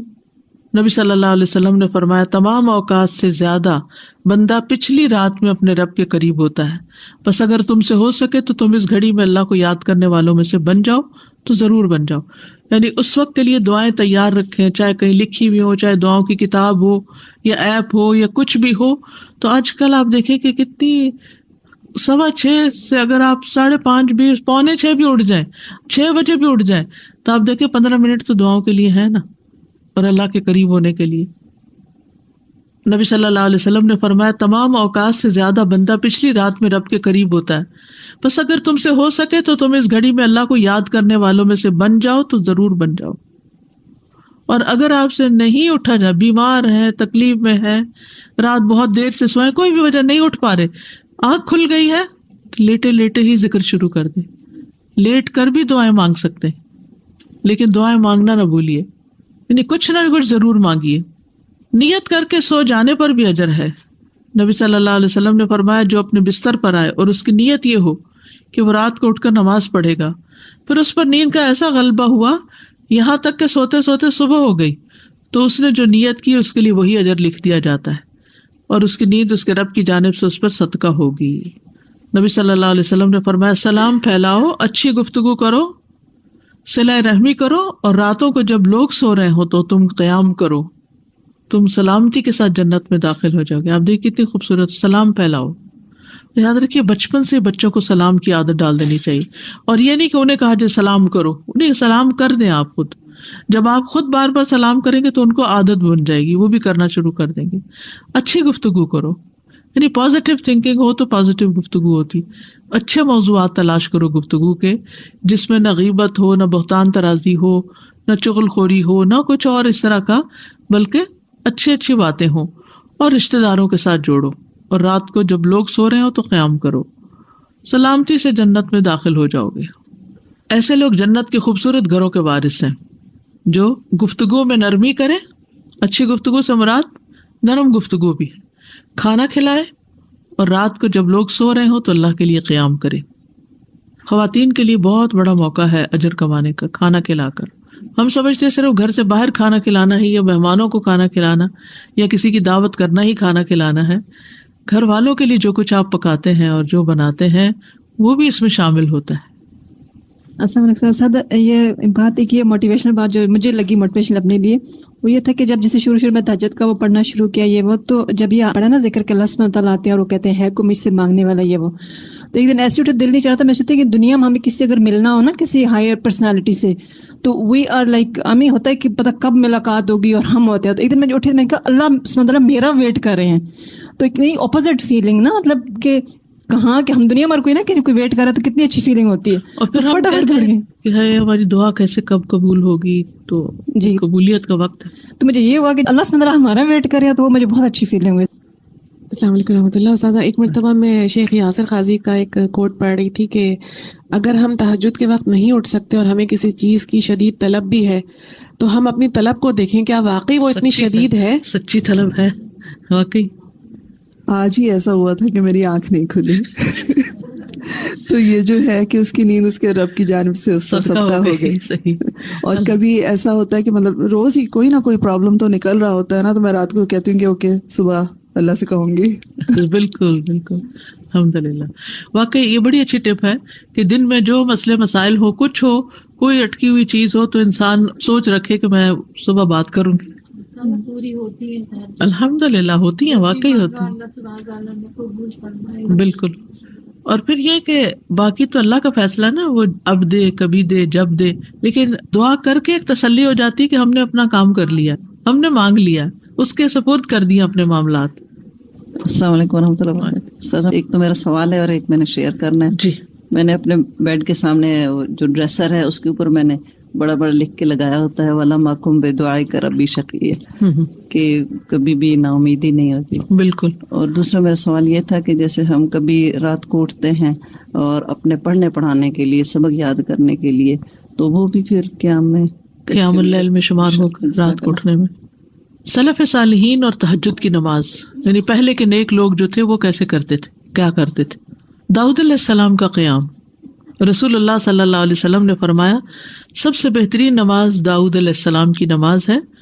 وہ نصف رات سوتے تھے، تہائی رات جاگتے تھے، اور رات کا چھٹا حصہ سوتے تھے. یعنی پہلے کچھ دیر سو جاتے اور پھر درمیان میں جاگتے، پھر آخر میں پھر سو جاتے. تو اس طرح پھر ان کی تھکاوٹ بھی نہیں ہوتی. جو رات کے بالکل ارلی حصے کا سونا ہوتا ہے نا، وہ اگر انسان کو مل جائے تو وہ اتنا زبردست ہوتا ہے، گویا انسان ساری رات سو چکا، کئی گھنٹوں کی نیند کے برابر ہوتا ہے. اس میں تھکاوٹ جلد اترتی ہے بنسبت پچھلی رات سونے کے. صحابہ کا قیام، عائشہ رضی اللہ تعالیٰ عنہ سے روایت ہے، انہوں نے فرمایا نبی صلی اللہ علیہ وسلم نے ایک شخص کو مسجد میں قرآن پڑھتے سنا تو فرمایا اللہ اس پر رحم کرے، مجھے اس نے اس وقت فلاں فلاں آیت یاد دلا دی ہے جو میں فلاں فلاں سورت سے بھول گیا تھا. عباد اللہ بن عبداللہ نے حضرت عائشہ رضی اللہ تعالیٰ عنہ سے یہ اضافہ بیان کیا ہے کہ نبی صلی اللہ علیہ وسلم نے میرے گھر میں نماز تہجد پڑھی تو آپ نے عباد کی آواز سنی جو مسجد میں نماز پڑھ رہے تھے. آپ نے فرمایا عائشہ کیا یہ عباد کی آواز ہے؟ میں نے عرض کیا جی ہاں۔ آپ نے دعا فرمائی اے اللہ عباد پر رحم فرما۔ کیا خیر خواہی تھی نبی صلی اللہ علیہ وسلم کی کہ اپنے ساتھیوں کے بارے میں جب سنتے تھے تو وہیں ان کی غیر موجودگی میں بھی ان کے لیے دعا کرتے تھے۔ تو ابھی آپ نے کہا نا کہ جگہ جگہ روشنیاں، تو یہ صحابہ کے گھروں میں ایسے ہی ہوتا تھا۔ صحابیات کا قیام، نبی صلی اللہ علیہ وسلم نے فرمایا مجھ سے جبریل علیہ السلام نے کہا کہ حفصہ سے رجوع کر لو کیونکہ وہ بہت روزے رکھنے والی اور بہت قیام کرنے والی ہیں اور بے شک وہ جنت میں آپ کی بیوی ہیں۔ امام احمد بن حنبل، امام بخاری، حافظ عراقی، یہ سب قیام اللیل کرنے والے لوگ تھے، اور ان کے لیے ایسے ہی تھا جیسے کوئی بہت مانوس چیز ہے، یعنی بالکل روٹین کی بات تھی۔ تہجد کے فائدے، نمبر 1 خیر و بھلائی ملنا۔ جابر رضی اللہ عنہ سے روایت ہے، کہتے ہیں کہ رسول اللہ صلی اللہ علیہ وسلم نے فرمایا کوئی مرد اور عورت ایسی نہیں کہ رات کو سوئے مگر اس کے سر پہ گریں لگا دی جاتی ہیں، بس اگر اس نے جاگتے وقت اللہ کا ذکر کیا تو گرہ کھل جاتی ہے، اگر کھڑا ہوا اور وضو کیا اور نماز پڑھی تو سب گریں کھل جاتی ہیں، اور وہ خوش دل ہلکا پھلکا ہو کر بھلائی کو پہنچنے والا ہوتا ہے۔ یعنی جو لوگ صبح اٹھ کر، یعنی صبح اٹھتے ہی پہلے ذکر کرتے ہیں اللہ کا، دعا کرتے ہیں، اگر تہجد کے وقت اٹھے ہیں تو کون سی آیات پڑھتے ہیں؟ آل عمران کی آخری آیات، ان فی خلق السماوات والارض، اور پھر وضو کرتے ہیں، نماز پڑھتے ہیں تو ان کی ساری گرہیں کھل جاتی، بالکل فریش ہو کر، ریلیکس ہو کر دن کا آغاز کرتے ہیں، اور اگر نماز مس ہو جائے تو بوجھ تلے آ جاتے ہیں۔ اسی طرح نفس میں چستی آتی ہے، ورنہ سستی اور خباثت نفس کے اندر آتی ہے۔ لا علاج مرض سے شفا ملنا، امام ابن قیم کہتے ہیں قیام اللیل حفظان صحت کے اسباب میں سب سے زیادہ نفع مند ہے، یعنی صحت کی حفاظت کے لیے سب سے اچھی چیز ہے، اور بہت سے لا علاج امراض کو روکنے والے امور میں سے سب سے زیادہ روکنے والا ہے، اور جسم، روح اور دل کو بہت چاق و چوبند رکھنے والا ہے، یعنی لا علاج مرضوں کا علاج ہے قیام اللیل۔ دل کا علاج، یحییٰ ابن معاذ کہتے ہیں دل کا علاج 5 چیزوں میں ہے۔ نمبر 1 تدبر کے ساتھ قرآن پڑھنا، نمبر 2 پیٹ کو خالی رکھنا، یعنی بہت زیادہ نہ کھانا، نمبر 3 قیام اللیل، نمبر 4 سحری کے وقت اللہ کے سامنے عاجزی اور انکساری کرنا، نمبر 5 نیک لوگوں کی مجلس میں بیٹھنا۔ دل کو خوشی ملنا، عطا خراسانی کہتے ہیں جب آدمی رات کو تہجد کے لیے اٹھتا ہے تو خوشی کے ساتھ صبح کرتا ہے، اور اس قیام کی وجہ سے اپنے دل میں مسرت محسوس کرتا ہے، اور اگر اس پر نیند غالب آ جائے اور وہ اپنے ورد سے سویا رہ جائے تو غم کی حالت میں صبح کرتا ہے کہ آج میرے تہجد میں سو گئے، اور اس کا دل ٹوٹا ہوا ہوتا ہے، گویا کہ اس کا کچھ کھو گیا ہو، کیونکہ اس نے اپنے نفع مند کاموں میں سب سے زیادہ مفید کام کو کھو دیا، یعنی قیام اللیل کو۔ رزق ملنا، ابن قیم کہتے ہیں 4 چیزیں رزق کو کھینچ لاتی ہیں۔ نمبر 1 قیام اللیل، نمبر 2 سحری کے وقت استغفار کی کثرت، نمبر 3 صدقے کا خیال کرتے رہنا، نمبر 4 دن کے شروع اور آخر میں اس کا ذکر کرنا، یعنی صبح شام کی دعائیں ہیں یا اذکار ہیں۔ چہرے پر نور آنا، حسن بصری سے پوچھا کہ رات کو تہجد پڑھنے والے سب لوگوں سے زیادہ حسین چہرے والے کیوں ہوتے ہیں؟ انہوں نے کہا اس لیے کہ وہ تنہائی میں رحمان کے ساتھ گفتگو کرتے ہیں اور اللہ انہیں اپنا نور پہنا دیتا ہے۔ لوگوں کی محبت ملنا، سعید بن مسیب کہتے ہیں کہ ایک آدمی رات کو نماز پڑھتا ہے تو اللہ اس کے چہرے میں نور بنا دیتا ہے، اس نور کی وجہ سے ہر مسلمان اس سے محبت کرتا ہے۔ جب اس کو ایسا شخص دیکھتا ہے جس نے اسے پہلے نہیں دیکھا ہوتا تو وہ کہتا ہے بے شک مجھے اس آدمی سے محبت ہے، یعنی دیکھتے ہی اس کے دل میں اس کی محبت آتی ہے۔ کوئی ایک فائدہ بتائیے مجھے، کیا فائدہ تہجد پڑھنے کا؟ خوشی ملنا، دل کا علاج، لا علاج مرضوں سے حفاظت، رزق ملنا، یس، نفس میں چستی آنا، لوگوں کی محبت ملنا۔ مجھے ایسے لگتا ہے میں جب سے قرآن کے ساتھ جڑی ہوں مجھے بہت سارے لوگوں کی محبت جو ہے ملی ہے، میں جن کو فرسٹ ٹائم بھی ملتی ہوں وہ بھی اتنے پیار سے ملتے ہیں، دوبارہ پوچھتے ہیں حال احوال، اور اسی طرح میری جاب پہ بھی لوگوں سے جھگڑا رہتا تھا، اور اس کے بعد میں اس طریقے سے سوچتی تھی کہ نہیں اب میں قرآن پڑھتی ہوں اور رات کو قیام کرتی ہوں، اس وجہ سے یہ میرے ساتھ اچھا آسانیاں ہو گئی الحمدللہ۔ اصل میں ان 2 چیزوں سے اپنے مزاج میں بھی بڑا فرق آتا ہے، یعنی ہم بھی بدلتے، جس سے لوگوں کا رویہ بھی بدل جاتا ہے، چڑچڑاپن دور ہوتا ہے، برداشت پیدا ہوتی ہے، تو جس میں برداشت پیدا ہو جائے تو پھر بہت سے اس کے دوست بن جاتے ہیں۔ سادہ جب سے قرآن کے اسٹوڈنٹ بنے نا تو یہ پتہ چلا کہ یہ بہترین وقت ہوتا ہے اپنے سبق کو یاد کرنے کا اور اس پہ غور و فکر کرنے کا. بالکل. جب سے یہ شروع کیا ہے یہاں بھی آنا اور یہ تہجد پڑھنا، احساس ہوتا ہے کہ صرف اور صرف یہی وقت ہے جو میں نے صرف اپنے لیے استعمال کیا اور فائدہ مند ہے. واقعی بالکل صحیح کہا کہ یہ میرا وقت ہے میرے رب کے ساتھ، مائی اون ٹائم. ابھی جو فائدہ آپ نے تہجد کا بتایا اس میں یہ انرجی آتی ہے، چستی آتی ہے. کیسے کیسے انرجی ڈرنکس آ رہے ہیں اور کس کس طرح لوگ ہر ایک دفعہ بس ڈاکٹر سے یہی کہہ رہے ہیں کہ بس I have lack of energy نہیں ہے. اب دیکھیے کہ پچھلی پہر رات کو اٹھ کے صاف ستھرا ہو کے نبی صلی اللہ علیہ وسلم کا طریقہ کیا تھا کہ آنکھ کھلتے مسواک کرتے تھے. مسواک کیا، صاف ستھرے ہوئے، پاک ہوئے، اور پھر آپ طویل قیام کرتے. اب کیا کہتے ہیں، کھڑے ہو کے آفس میں کام کریں، اسٹینڈنگ آفیسز بن رہے ہیں، یعنی قیام کی حالت میں کمپیوٹر استعمال کریں. تو یہ قیام اگر کسی نے صبح صبح ہی کر لیا ہو، اور پھر نبی صلی اللہ علیہ وسلم کے قیام جتنا ہی ان کا رکوع بھی ہوتا تھا، اتنی دیر آپ جھکے ہوئے ہیں، اتنی دیر آپ کا سر سجدے میں پڑا ہوا، صحت ہی صحت ہے، ایکسرسائز ہی ایکسرسائز ہے. فجر سے تھوڑی دیر پہلے اٹھ کے قیام کرنا، میں نے کسی لیکچر میں یہ سنا تھا کہ مطلب ٹھیک ہے آپ یہ تو کرتے ہیں لیکن یہ بیسیکلی وہ قیام اللیل نہیں ہے، یہ کچھ اور ہی چیز ہے. نہیں ایسا کچھ نہیں. دیکھیے یہ اور کیا ہے، مطلب ان کا کہنے کا مطلب یہ تھا کہ ہم جیسے یہ سست لوگوں کے لیے ہے کہ اچھا چلو فجر سے ذرا سا پہلے اٹھ کے کر لیا، ورنہ بیسیکلی رات کی ڈیپ میں اٹھیں اور اس وقت کریں.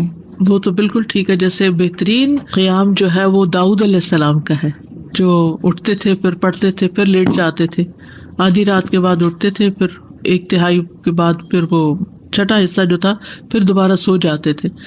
لیکن یہ کہ عشاء کے ساتھ بھی ایکسٹرا نوافل سے بھی چاہے نہ بھی سوئے ہوں وہ بھی قیام ہوتا ہے. یعنی رات کے نوافل چاہے اول حصے میں پڑھ لیں، چاہے درمیان میں، چاہے آخر میں. ہاں یہ ایکسٹرا بات ہے کہ جس کام میں جو جتنی مشقت کرتا ہے اس کا اجر اتنا ہی زیادہ بڑھ جاتا ہے. آخری وقت میں اٹھنے والوں کا کم ہے اور پہلے اٹھنے والوں کا زیادہ ہے obviously. لیکن آخری حصہ لاسٹ 1/3 جو ہے اس میں اللہ تعالیٰ آسمان دنیا پر آتے ہیں، تو وہ اس لحاظ سے زیادہ بہتر. اور سحری کا وقت جو ہے اس کی دعائیں قبول ہوتی ہیں.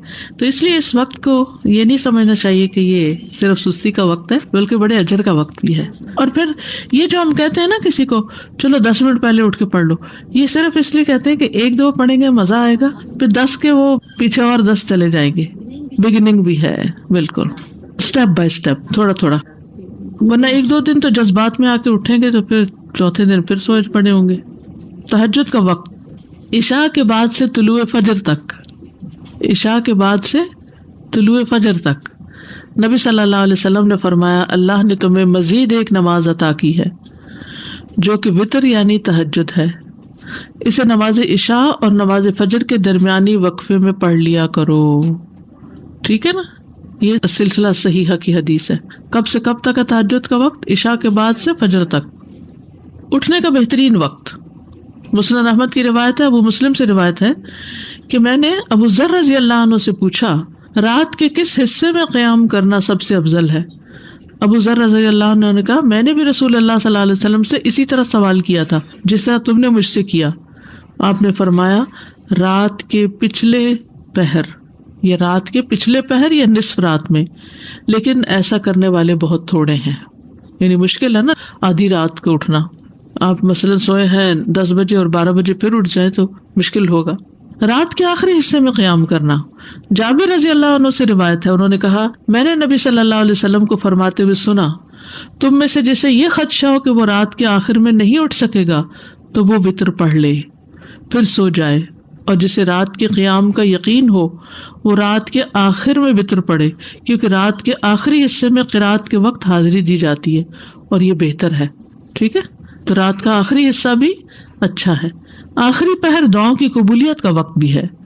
عمرو بن عبسہ سے مرفوعاً روایت ہے کہ رات کی نماز 2 رکعت ہے اور رات کے آخری حصے میں دعا سب سے زیادہ قبول ہوتی ہے. رات کے آخری حصے میں دعا سب سے زیادہ قبول ہوتی ہے. نبی صلی اللہ علیہ وسلم کے اٹھنے کا وقت. مسروق سے روایت انہوں نے کہا میں نے عائشہ رضی اللہ عنہا سے پوچھا کہ نبی صلی اللہ علیہ وسلم کو سب سے زیادہ کون سا عمل پسند تھا؟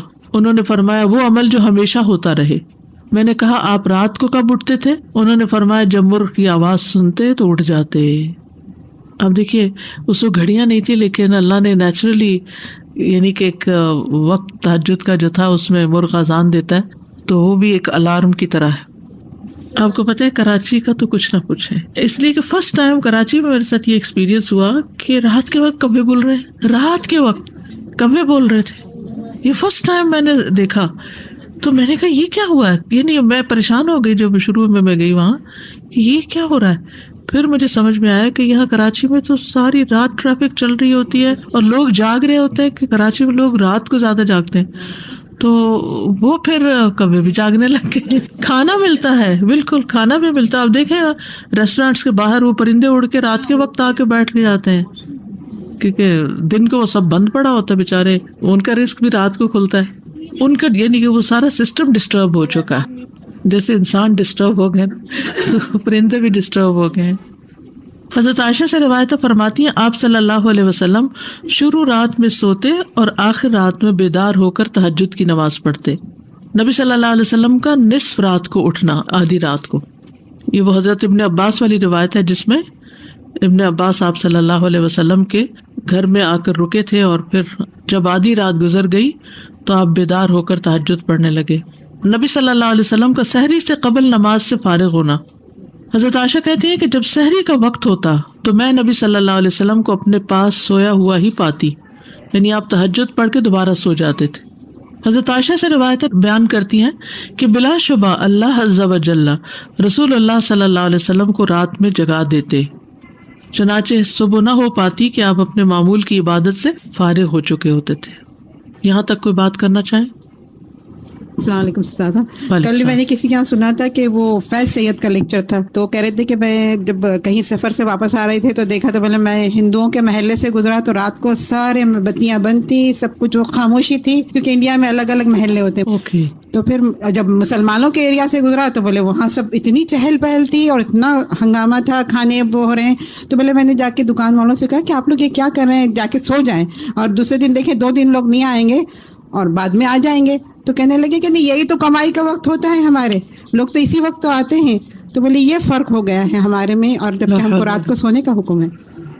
جب ہم یہاں پر کسی کو تہجد کی بات بتاتے ہیں یا مردوں میں خاص طور پہ بات ہوتی ہے تو کہتے ہیں کیا آپ چاہتے ہو ہم سارا کام چھوڑ کے بس نمازیں ہی پڑھتے رہیں؟ اگر ہم رات کو اٹھیں گے، پھر صبح اٹھیں گے، پھر اشراق پڑھیں گے، پھر واپس ظہر کی ٹائم آ جائے گی، تو پھر عصر، پھر مغرب، آپ کہا کریں گے یہی تو آپ کے ریلیکس ہونے کا ٹائم ہے. اگر یہ کرتے رہیں گے تو ساری ٹینشن دور ہو جائیں گی. آپ دیکھیں نا نماز کیا ہے، دراصل کام میں بریک دیتی ہے آپ کو. ٹھیک ہے، وہ باقی 5 تو کہتے ہیں ٹھیک ہے، بولتے ہیں رات میں بھی ہم اٹھیں تو پھر تو ہم ریٹائرمنٹ لے کے گھر ہی بیٹھ جائیں.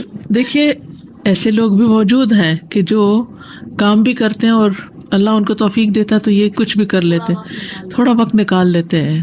اللہ سبحانہ تعالیٰ کی توفیق سے ہی سارے نیکی کے کام ہوتے ہیں. اللہ ہم سب کو توفیق دے. اصل میں اس میں طبیعتیں مختلف ہیں نا. کچھ لوگوں کی نیند پوری نہ ہوتا ہے، بلڈ پریشر ہائی ہو جاتا ہے. کچھ لوگ ایسے ہیں کہ جن کو دن میں تھکا دینے والا کام ہوتا ہے تو ان کو رات کی نیند چاہیے ہی چاہیے ہوتی ہے جسم کی مرمت کے لیے. تو اس میں پھر ان کا اجر کسی اور چیز میں لکھا ہوتا ہے. ہو سکتا ہے وہ صدقہ خیرات بہت کرتے ہوں، ہو سکتا ہے وہ دوسروں کے کام بہت آتے ہوں. تو اللہ نے مختلف لوگوں کے حصے میں مختلف نیکیاں لکھی ہیں. اس وقت کیسے جب آپ صلی اللہ علیہ وسلم کے زمانے میں اتنا جب رات جاگتے تھے اور پھر دن کو جہاد اور سب کرتے تھے، بس قیلولہ کرتے تھے. وہاں جو تھی بڑی اہم بات وہ قیلولہ تھی، کیونکہ قیلولہ کرنے سے آپ دیکھیں گے کہ آپ کو ایک دوسرا دن مل جاتا ہے. اور جیسے حدیث میں بھی آتا ہے کہ رات کی عبادت کے لیے قیلولہ سے مدد لو. ساتھ میں یہ سوچ رہی تھی کہ جیسے اللہ سبحانہ تعالیٰ نے قرآن میں آپ صلی اللہ علیہ وسلم کو یہ بتایا کہ فسجد لہ وسبح لیلا طویلا، تو میں سوچتی کہ یہ والی جو راتیں ہیں لیلا طویلا، وہ لوگ جو پورا سال بہت مصروف رہتے ہیں ارلی مارننگ جاب، تو میں کہتی ہوں ان راتوں میں جو ہے نا لمبی والی راتیں مجھے لگتا ہے ہر کوئی تہجد کی پریکٹس کر سکتا ہے. تہجد کے لیے بیدار ہونے کی سنتیں: آنکھ کھلنے پر دعا پڑھنا. نبی صلی اللہ علیہ وسلم نے فرمایا جو شخص رات کو بیدار ہو کر یہ دعا پڑھے لا الہ الا اللہ وحدہ لا شریک لہ لہ الملک ولہ الحمد وہو علی کل شیء قدیر الحمد للہ وسبحان اللہ ولا الہ الا اللہ واللہ اکبر ولا حول ولا قوة الا باللہ ثم قال اللہم اغفر لی أو دعا استجيب له فإن تودع وصلى قبلت صلاته. نبی صلی اللہ علیہ وسلم نے فرمایا جو شخص رات کو بیدار ہو کر یہ دعا پڑھے لا الہ الا اللہ آخر تک اور پھر کہے اللہم اغفر لی، اے اللہ میری مغفرت فرما، یا کوئی اور دعا کرے جو اس کی دعا ہے تو اس کی دعا قبول ہوتی ہے. پھر اگر اس نے وضو کیا اور نماز پڑھی تو نماز بھی قبول ہوتی ہے. ٹھیک ہے. آل عمران کی آخری 10 آیات پڑھنا. ابن عباس نے ابو المتوکل کو بتایا کہ انہوں نے ایک رات نبی صلی اللہ علیہ وسلم کے ہاں گزاری تو اللہ کے نبی رات کے آخری حصے میں اٹھے، باہر نکلے اور آسمان پر نظر ڈالی، پھر سورۃ آل عمران کی آیت پڑھی ان فی خلق السماوات والارض. 3 بار وقفے سے اٹھنا. ابن عباس کہتے ہیں وہ ایک رات رسول اللہ صلی اللہ علیہ وسلم کے ہاں سوئے تو رات کو آپ جاگے، مسواک کی اور وضو فرمایا. آپ اس وقت یہ آیات پڑھ رہے تھے ان فی خلق السماوات والارض. یہ آیات تلاوت فرمائی حتیٰ کہ سورت ختم کی. پھر آپ کھڑے ہوئے اور 2 رکعتیں پڑھی، ان میں بہت طویل قیام، رکوع اور سجدے کیے، پھر واپس پلٹے اور سو گئے یہاں تک کہ آپ کی سانس کی آواز سنائی دینے لگی. اس طرح 3 دفعہ کیا.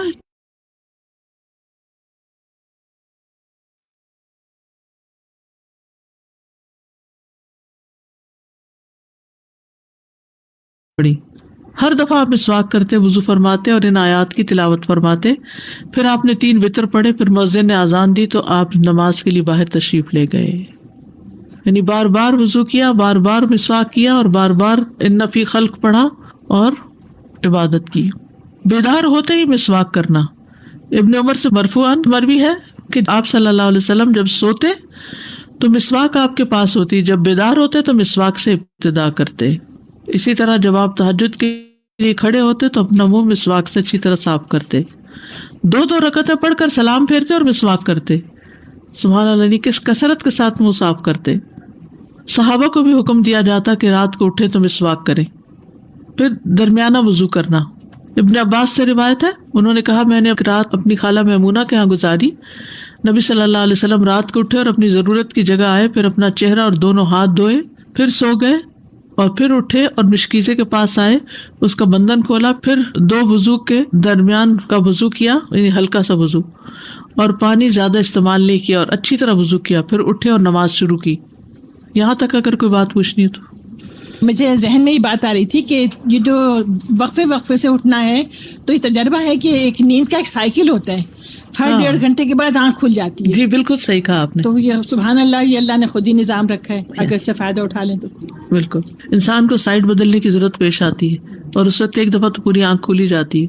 صبح دیر سے آنکھ کھلے تو فجر کی نماز پڑھے تو کیا وہ ہوئے گی ہماری قضا؟ کتنے بجے آنکھ کھلے مثلا؟ جیسے 8 بجے 9 بجے تو جب پھر تو قضا ہی ہوگی. چاش کا وقت آ جائے گا تو قضا ہوگی. جی قضا ہوگی. اور عشاء کی بھی قضا ہوتی ہے؟ نہیں، وہ تو ظہر سے پہلے پڑھ سکتے ہیں تو وہ لیٹ پڑھ سکتے ہیں. پھر اچھا عشاء چاش دونوں. میں تو تہجد میں تو میری تو پوتی اٹھ جاتی ہے، وہ مجھے تہجد پڑھاتی ہے. پھر چلیں الحمدللہ. کم سے کم اور زیادہ سے زیادہ تعداد کتنی رکعتیں پڑھنی چاہیے؟ ٹھیک ہے، یہ بھی بڑا اہم سوال ہے. اکثر لوگ پوچھتے ہیں تہجد کتنی رکعتیں، تو یہ ظہر اثر وغیرہ کی طرح مقرر رکعتیں نہیں ہیں، اس میں وسعت ہے. ٹھیک ہے، کم سے کم اور زیادہ سے زیادہ تعداد. ابن عثیمین کہتے ہیں نبی صلی اللہ علیہ وسلم سے رات کی نماز کے متعلق سوال کیا گیا تو آپ نے فرمایا رات کی نماز 2 رکعت ہے، مثنا مثنا، اور آپ نے اس کو کسی تعداد کے ساتھ متعین نہیں کیا. آپ نے یہ نہیں فرمایا 4 ہے، 6 ہے، 8 ہے، 10 ہے، نہیں. کیا فرمایا؟ 2 ہے. تو جب نبی صلی اللہ علیہ وسلم نے اس کے لیے کسی گنتی کو متعین کیے بغیر کیفیت کو واضح کر دیا تو اس سے معلوم ہوا کہ نماز کا معاملہ اس بارے میں وسعت رکھتا ہے، یعنی اس میں کافی گنجائش ہے. انسان 100 رکعتیں بھی پڑھ سکتا ہے اور 1 رکعت کے ساتھ اس کو وتر بنا سکتا ہے. تو اصل بات یہ کہ انسان جتنی طاقت پاتا ہے اتنی رکعتیں ادا کر لے. ٹھیک ہے. ابن باز رات کی نماز کی تعداد کے متعلق کہتے ہیں کہ یہ بات ہر انسان کی طاقت کی طرف لوٹتی ہے، اور نبی صلی اللہ علیہ وسلم 11 رکعت ادا کرتے اور 2 رکعت پر سلام پھیرتے. آپ علیہ الصلوۃ والسلام اپنی قرات، اپنے رکوع اور اپنے سجدوں کو لمبا کرتے تھے اور قیام اللیل کو 2 ہلکی پھلکی رکعتوں کے ساتھ شروع کرتے تھے. سب سے بہتر یہی ہے.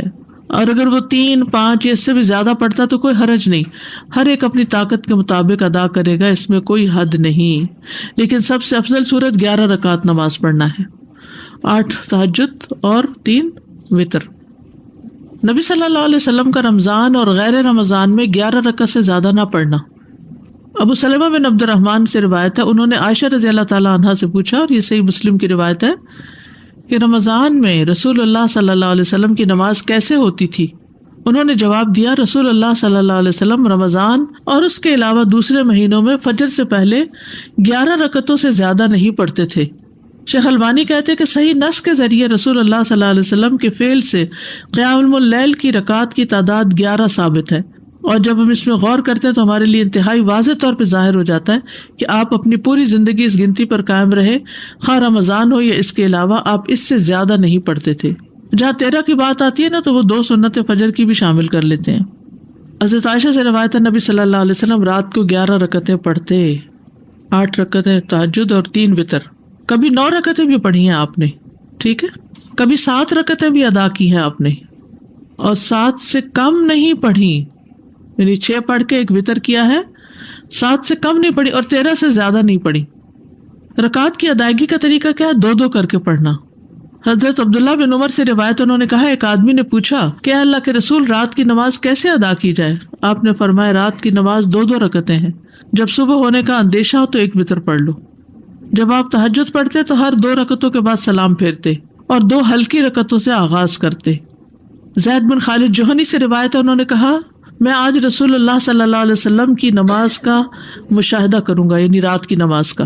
میں نے دیکھا کہ آپ نے 2 ہلکی رکعتیں پڑھی، پھر 2 انتہائی لمبی، بہت ہی زیادہ لمبی رکعتیں ادا کی، پھر 2 رکعتیں پڑھی جو ان 2 لمبی رکعتوں سے ہلکی تھی، پھر 2 پڑھی جو پہلے والوں سے کم تھی، پھر 2 پڑھی جو اپنے پہلی والی رکعتوں سے کم تھی، پھر 2 رکعتیں پڑھی جو اپنی پہلی والی رکعتوں سے کم، پھر وتر ادا کیا. یعنی سب سے پہلے 2 ہلکی، پھر 2 خوب لمبی، پھر 2 اس سے کچھ کم، پھر اس سے کم، پھر اس سے کم، پھر اس سے کم، اس طرح. لیکن آپ کی یہ جو رکعتیں تھی بہت خوبصورت اور بہت طویل ہوتی تھی. حضرت عائشہ کہتی ہیں، ان کی خوبصورتی اور ان کی طوالت کے بارے میں مت پوچھو. پھر 4 رکعتیں پڑھتے، ان کے حسن، ان کی طوالت کے بارے میں نہ پوچھو. پھر 3 رکعتیں پڑھتے، یعنی 4 کے بعد تھوڑا سا بیچ میں وقفہ. پھر لمبے سجدے کرتے تھے. حضرت عائشہ کہتی ہیں کہ رسول اللہ صلی اللہ علیہ وسلم رات کو 11 رکعت پڑھتے تھے، یہ آپ کی رات کی نماز تھی. اس میں آپ اتنا طویل سجدہ کرتے کہ اپنا سر اٹھانے سے پہلے تم میں سے کوئی 50 آیتیں پڑھ لے. تہجد میں قرات، لمبی قرات کی فضیلت صحیح مسلم میں ہے. جابر رضی اللہ عنہ سے روایت ہے، انہوں نے کہا کہ رسول اللہ صلی اللہ علیہ وسلم نے فرمایا، فضیلت والی نماز وہ ہے جس میں قیام لمبا ہو، یعنی دیر تک کھڑے رہیں. 10 آیات کی تلاوت کا اجر. رسول اللہ صلی اللہ علیہ وسلم نے فرمایا، جس شخص نے 10 آیتوں سے قیام کیا وہ غافلوں میں سے نہیں لکھا جاتا. 100 آیات کی تلاوت کا اجر. رسول اللہ صلی اللہ علیہ وسلم نے فرمایا، جس نے 100 آیات کے ساتھ قیام کیا وہ فرما برداروں میں سے لکھا جاتا ہے. رسول اللہ صلی اللہ علیہ وسلم نے فرمایا، جس نے رات کی نماز میں 100 آیات کی قرات کی اسے غافلین میں نہیں لکھا جاتا اور اسے فرما برداروں میں لکھ لیا جاتا ہے. 1000 آیات کی تلاوت کا بے انتہا اجر. رسول اللہ صلی اللہ علیہ وسلم نے فرمایا، جو 1000 آیات سے قیام کرے وہ بے انتہا ثواب جمع کرنے والوں میں لکھا جاتا ہے. مقنطرین کا لفظ آتا ہے. نبی صلی اللہ علیہ وسلم کی قرات. آپ صلی اللہ علیہ وسلم کی تہجد میں قرات مختصر ہونے یا لمبی ہونے کے اعتبار سے مختلف ہوتی تھی. کبھی آپ ہر رکعت میں یا ایھا المزمل کی مقدار کے مطابق قرات کرتے تھے، اور یہ 20 آیات والی صورت ہے، ٹھیک ہے. کبھی آپ ہر رکعت میں کیا پڑھتے؟ یا ایھا المزمل 20 آیات والی. کبھی 50 آیات کے برابر قرات کرتے تھے، اور کبھی کبھی سورۃ البقرہ اور آل عمران اور النساء بھی. تو اس سے یہ پتہ چلتا ہے کہ اس میں کوئی لگا بندہ قاعدہ نہیں کہ اتنی ضرور قرات کی جائے، حسب حالت کم یا زیادہ کی جا سکتی ہے، لیکن obviously جتنی کریں گے پھر اس کا اجر اتنا ہی مختلف ہو جائے گا. نبی صلی اللہ علیہ وسلم کا قیام لمبا ہوتا تھا. عبداللہ بن مسعود سے روایت ہے، وہ کہتے ہیں میں نے ایک رات نبی صلی اللہ علیہ وسلم کے ہمراہ تہجد پڑھی تو آپ کافی دیر کھڑے رہے، حتیٰ کہ میں نے ایک برے کام کا ارادہ کیا۔ ہم نے کہا آپ کا کیا ارادہ تھا؟ انہوں نے فرمایا میں نے یہ ارادہ کیا کہ میں نبی صلی اللہ علیہ وسلم کو قیام میں چھوڑ کر خود بیٹھ جاؤں۔ تھک گئے ہوں گے۔ ایک ہی آیت کی مسلسل تکرار۔ حضرت عائشہ سے مروی ہے، انہوں نے کہا کہ نبی صلی اللہ علیہ وسلم نے ایک رات قرآن کی ایک ہی آیت سے قیام کیا، یعنی ایک آیت بار بار پڑھتے رہے۔ اور وہ کیا آیت تھی؟ ان تعذبہم فانہم عبادک وان تغفر لہم فانک انت العزیز الحکیم۔ اگر تو ان کو سزا دے تو بے شک وہ تیرے ہی بندے ہیں، اور اگر تو معاف کر دے تو بے شک تو ہی غالب بڑی حکمت والا ہے۔ یعنی یہ تو تجھ پر، یعنی کہ ایک طرح سے رحم ہی کی درخواست کر رہے ہیں کہ تیرے بندے ہیں، تو رحم فرما دے ان پر۔ اسی طرح سورۃ الاخلاص کی تکرار، بار بار ایک ہی سورت۔ پھر اسی طرح جہری اور سری دونوں طرح سے قرات کرنا جائز ہے۔ آپ چاہیں تو تہجد میں بلند آواز سے تلاوت کریں، چاہیں تو دل میں پڑھیں۔ غزیف بن الحارث سے روایت ہے کہ میں نے عائشہ رضی اللہ تعالی عنہا سے کہا کیا آپ نے دیکھا کہ رسول اللہ صلی اللہ علیہ وسلم قرآن اونچی آواز سے پڑھتے تھے یا خاموشی سے؟ فرمایا کبھی اونچی آواز سے پڑھتے، کبھی دھیمی آواز سے۔ میں نے کہا اللہ اکبر، تمام تعریف اللہ کے لیے جس نے اس معاملے میں وسعت رکھی۔ اب یہ اختلاف نہیں، کیا ہے؟ وسعت ہے۔ ابو ہریرہ سے روایت ہے، وہ بیان کرتے ہیں کہ نبی صلی اللہ علیہ وسلم رات کو کبھی بلند آواز سے اور کبھی دھیمی آواز سے قرات کرتے۔ ابن عباس کہتے ہیں کہ نبی صلی اللہ علیہ وسلم کی قرات اس قدر بلند ہوتی کہ صحن میں بیٹھا آدمی سن سکتا تھا جب آپ گھر میں یعنی کمرے میں ہوتے تھے۔ حضرت عائشہ سے مروی ہے کہ ایک شخص رات کو اٹھا اور قرات کرنے لگا، اس نے اپنی آواز بلند رکھی۔ جب صبح ہوئی تو رسول اللہ صلی اللہ علیہ وسلم نے فرمایا اللہ فلاں پہ رحم فرمائے، اس نے رات مجھے کتنی ہی آیتیں یاد دلا دی جو میں بھول چکا تھا۔ تو بعض اوقات اونچی قرات سے دوسرے لوگوں کو فائدہ ہو جاتا ہے جو آس پاس ہوتے ہیں۔ درمیانی آواز میں قرات۔ ایک رات نبی صلی اللہ علیہ وسلم نکلے اور ابو بکر رضی اللہ عنہ کے پاس سے گزرے، وہ نماز پڑھ رہے تھے اور ان کی آواز دھیمی تھی۔ راوی کہتے ہیں اور آپ عمر بن خطاب کے پاس سے گزرے، وہ بھی نماز پڑھ رہے تھے، ان کی آواز بہت بلند تھی۔ کہتے ہیں جب وہ دونوں نبی صلی اللہ علیہ وسلم کے پاس اکٹھے ہوئے تو آپ نے فرمایا اے ابو بکر، میں تمہارے پاس سے گزرا، تم نماز پڑھ رہے تھے اور تمہاری آواز دھیمی تھی۔ انہوں نے کہا اللہ کے رسول، میں نے جس سے مناجات کی اسے سنایا، یعنی جس سے میں بات کر رہا ہوں اس کو تو دھیمی آواز بھی سن جاتی۔ کہتے ہیں پھر آپ نے عمر سے کہا میں تمہارے پاس سے گزرا اور تم بلند آواز سے نماز پڑھ رہے تھے۔ انہوں نے کہا اللہ کے رسول، میں سوتے کو جگا رہا تھا اور شیطان کو بگا رہا تھا۔ بس نبی صلی اللہ علیہ وسلم نے فرمایا اے ابو بکر، اپنی آواز کچھ بلند کیا کرو، اور اے عمر، تم اپنی آواز کچھ دھیمی رکھا کرو، درمیانی چیز۔ لیکن یاد رکھیے کہ دوسرے کو اذیت نہیں دینی چاہیے۔ اگر کوئی سو رہا ہے اور وہ چاہتا ہے کہ ہم اونچا نہ پڑھیں تو پھر اونچا نہ پڑھیں، یا کوئی اور بھی تہجد پڑھ رہا ہے، یعنی ایک ہی کمرے میں ہسبینڈ وائف دونوں پڑھ رہے ہیں اور دونوں ہی اپنی اپنی اونچی کر رہے ہیں تو کسی کی کوئی بات سنائی نہیں دے گی۔ ابو سعید کہتے ہیں کہ رسول اللہ صلی اللہ علیہ وسلم نے مسجد میں اعتکاف فرمایا، آپ نے لوگوں کو سنا کہ اونچی آواز سے قرات کر رہے تھے۔ آپ نے پردہ ہٹایا اور فرمایا خبردار، بے شک تم سب کے سب اپنے رب سے مناجات کر رہے ہو، مگر تم میں سے کوئی دوسرے کو ہرگز ایذا نہ دے، کوئی کسی کو تکلیف نہ پہنچائے، اور قرات میں اپنی آواز دوسرے پر بلند نہ کرے۔ یا فرمایا نماز میں، یعنی دو لوگ پڑھ رہے ہیں تو کوئی ایک دوسرے سے اونچا کرنے کی کوشش نہ کرے، اپنی اپنی نماز پڑھی جائے۔ ٹھیک ہے، اس میں وسعت ہے، اونچی آواز سے پڑھ سکتے ہیں اور نیچے سے، لیکن پسندیدہ کیا ہے؟ درمیانی آواز سے پڑھنا۔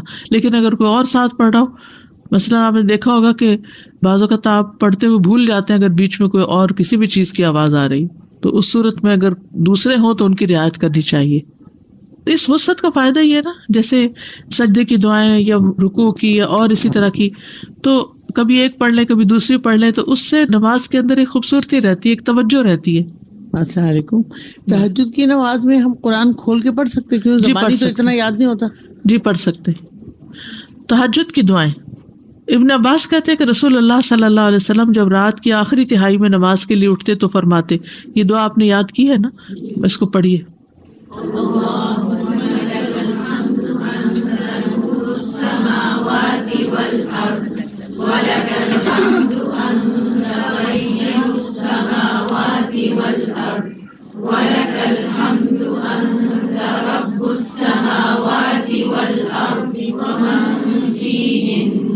أنت الحق ووعدك الحق وقولك الحق ولقاؤك حق والجنة حق والنار حق والساعة حق اللهم لك أسلمت وبك آمنت وعليك توكلت وإليك أنبت وبك خاصمت وإليك حاكمت فاغفر لي ما قدمت وما أخرت وما أسررت وما أنت لا إله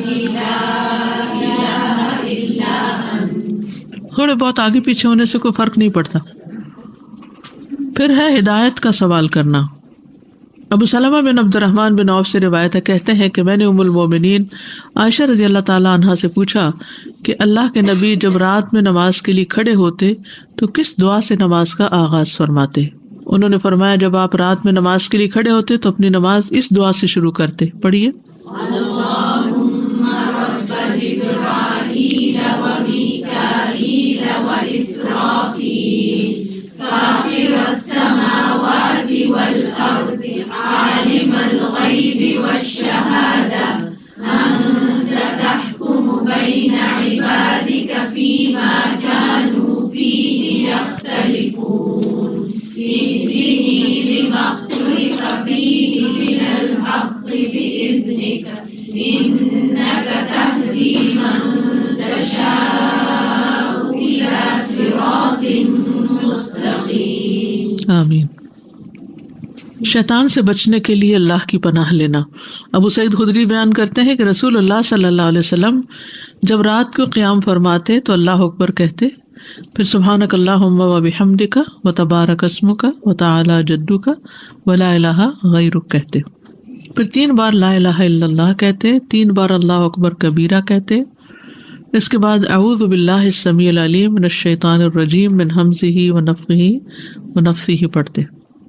بخشش طلب کرنا. ربیعہ الجرشی سے روایت ہے، کہتے ہیں کہ ایک مرتبہ میں نے عائشہ رضی اللہ عنہا سے سوال کیا تو میں نے کہا کہ رسول اللہ صلی اللہ علیہ وسلم جب رات کو قیام کرتے تو کس چیز سے آغاز فرماتے؟ انہوں نے کہا کہ آپ 10 مرتبہ اللہ اکبر کہتے، 10 بار سبحان اللہ، 10 بار لا الہ الا اللہ، 10 بار استغفر اللہ، اور 10 مرتبہ یہ دعا اللہم اغفر لی واہدنی وارزقنی، اور پھر 10 بار یہ دعا اللہم انی اعوذ بک من الضیق یوم الحساب، دنیا کی تنگی سے دعا مانگنا. شریک حوزنی کہتے کہ میں ام المومنین عائشہ رضی اللہ عنہا کے پاس گیا اور ان سے پوچھا کہ رسول اللہ صلی اللہ علیہ وسلم جب رات کو اٹھتے تو کس چیز سے ابتدا کرتے؟ انہوں نے کہا تحقیق تو نے مجھ سے ایسا سوال کیا جس کے متعلق تجھ سے پہلے مجھے کسی نے نہیں پوچھا. آپ جب رات کو اٹھتے تو 10 بار اللہ اکبر کہتے، 10 بار الحمدللہ کہتے، 10 بار سبحان اللہ و بحمدہ کہتے، 10 بار سبحان الملک القدوس کہتے، 10 بار استغفر اللہ کہتے، 10 بار لا الہ الا اللہ کہتے، 10 بار اللہم انی اعوذ بک من ضیق الدنیا و ضیق یوم القیامہ. اس میں قیامت کی تنگی کا بھی ذکر آتا ہے اور دنیا کا بھی. پھر اسی طرح آپ اللہم اغفر لی واہدنی وارزقنی وعافنی بھی 10 دفعہ یہ اللہ اکبر الحمدللہ سبحان اللہ اور استغفر اللہ کرنے کے بعد یہ پڑھتے تھے. پھر سجدے کی دعا پڑھیے. سجدت وبک آمنت اللهم أنت ربي سجد وجهي للذي خلقه وصوره وشق سمعه وبصره تبارك الله أحسن الخالقين. السلام علیکم ورحمۃ اللہ وبرکاتہ. رب اشرح لي صدري ويسر لي أمري واحلل عقدة من لساني يفقهوا قولي. رب زدني علما رب زدني علما رب زدني علما.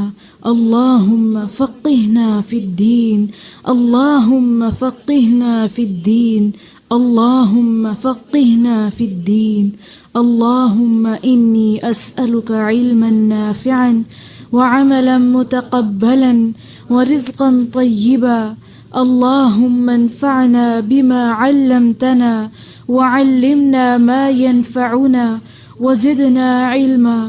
اللهم إني أعوذ بك من علم لا ينفع ومن قلب لا يخشع ومن نفس لا تشبع ومن دعوة لا يستجاب لها. اللهم اغفر لي ما قدمت وما أخرت وما أسررت وما أعلنت وما أعلنت وما أسرفت وما أنت أعلم به مني وما أنت أعلم به مني أنت المقدم وأنت المؤخر لا إله إلا أنت. اے اللہ تو میرے اگلے پچھلے پوشیدہ اور ظاہر تمام گناہ معاف فرما، اور جو میں نے زیادتی کی اور وہ جو گناہ تو مجھ سے زیادہ جانتا ہے وہ بھی معاف فرما۔ تو ہی اپنی درگاہ عزت میں آگے کرنے والا اور اپنی بارگاہ جلال سے پیچھے کرنے والا ہے، صرف تو ہی سچا معبود ہے۔ اللہم اغفر لی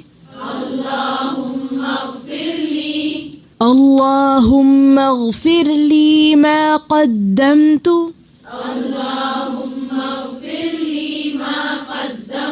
وما أخرت اللهم اغفر لي ما قدمت وما أخرت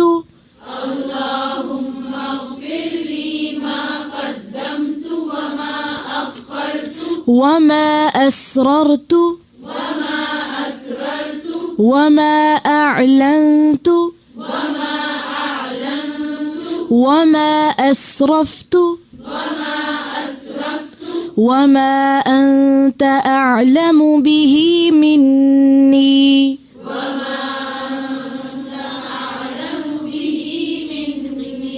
وما أنت أعلم به مني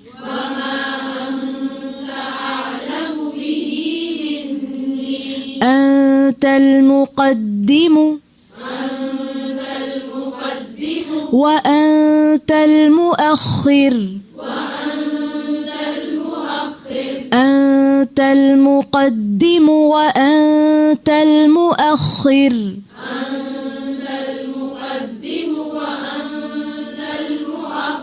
لا إله إلا أنت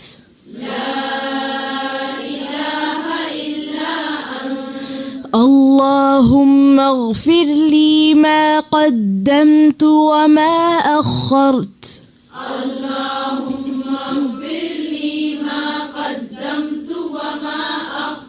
وما أسررت وما أعلنت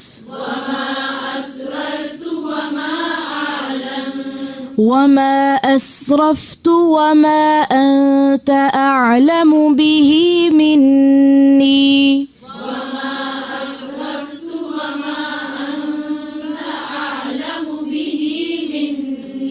وما أسرفت وما أنت أعلم به مني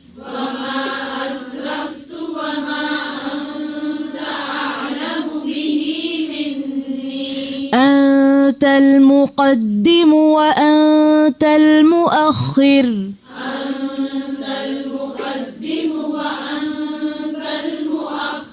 لا إله إلا أنت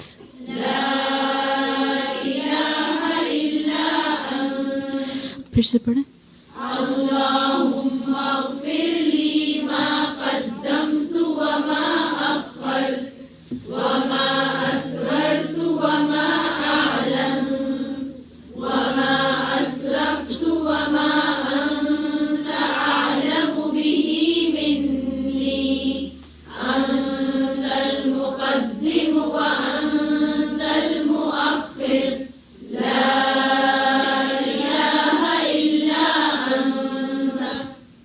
سبحانک اللہم بحمدک نشہد ان لا الہ الا انت نستغفرک ونتوب الیک. السلام علیکم ورحمۃ اللہ وبرکاتہ.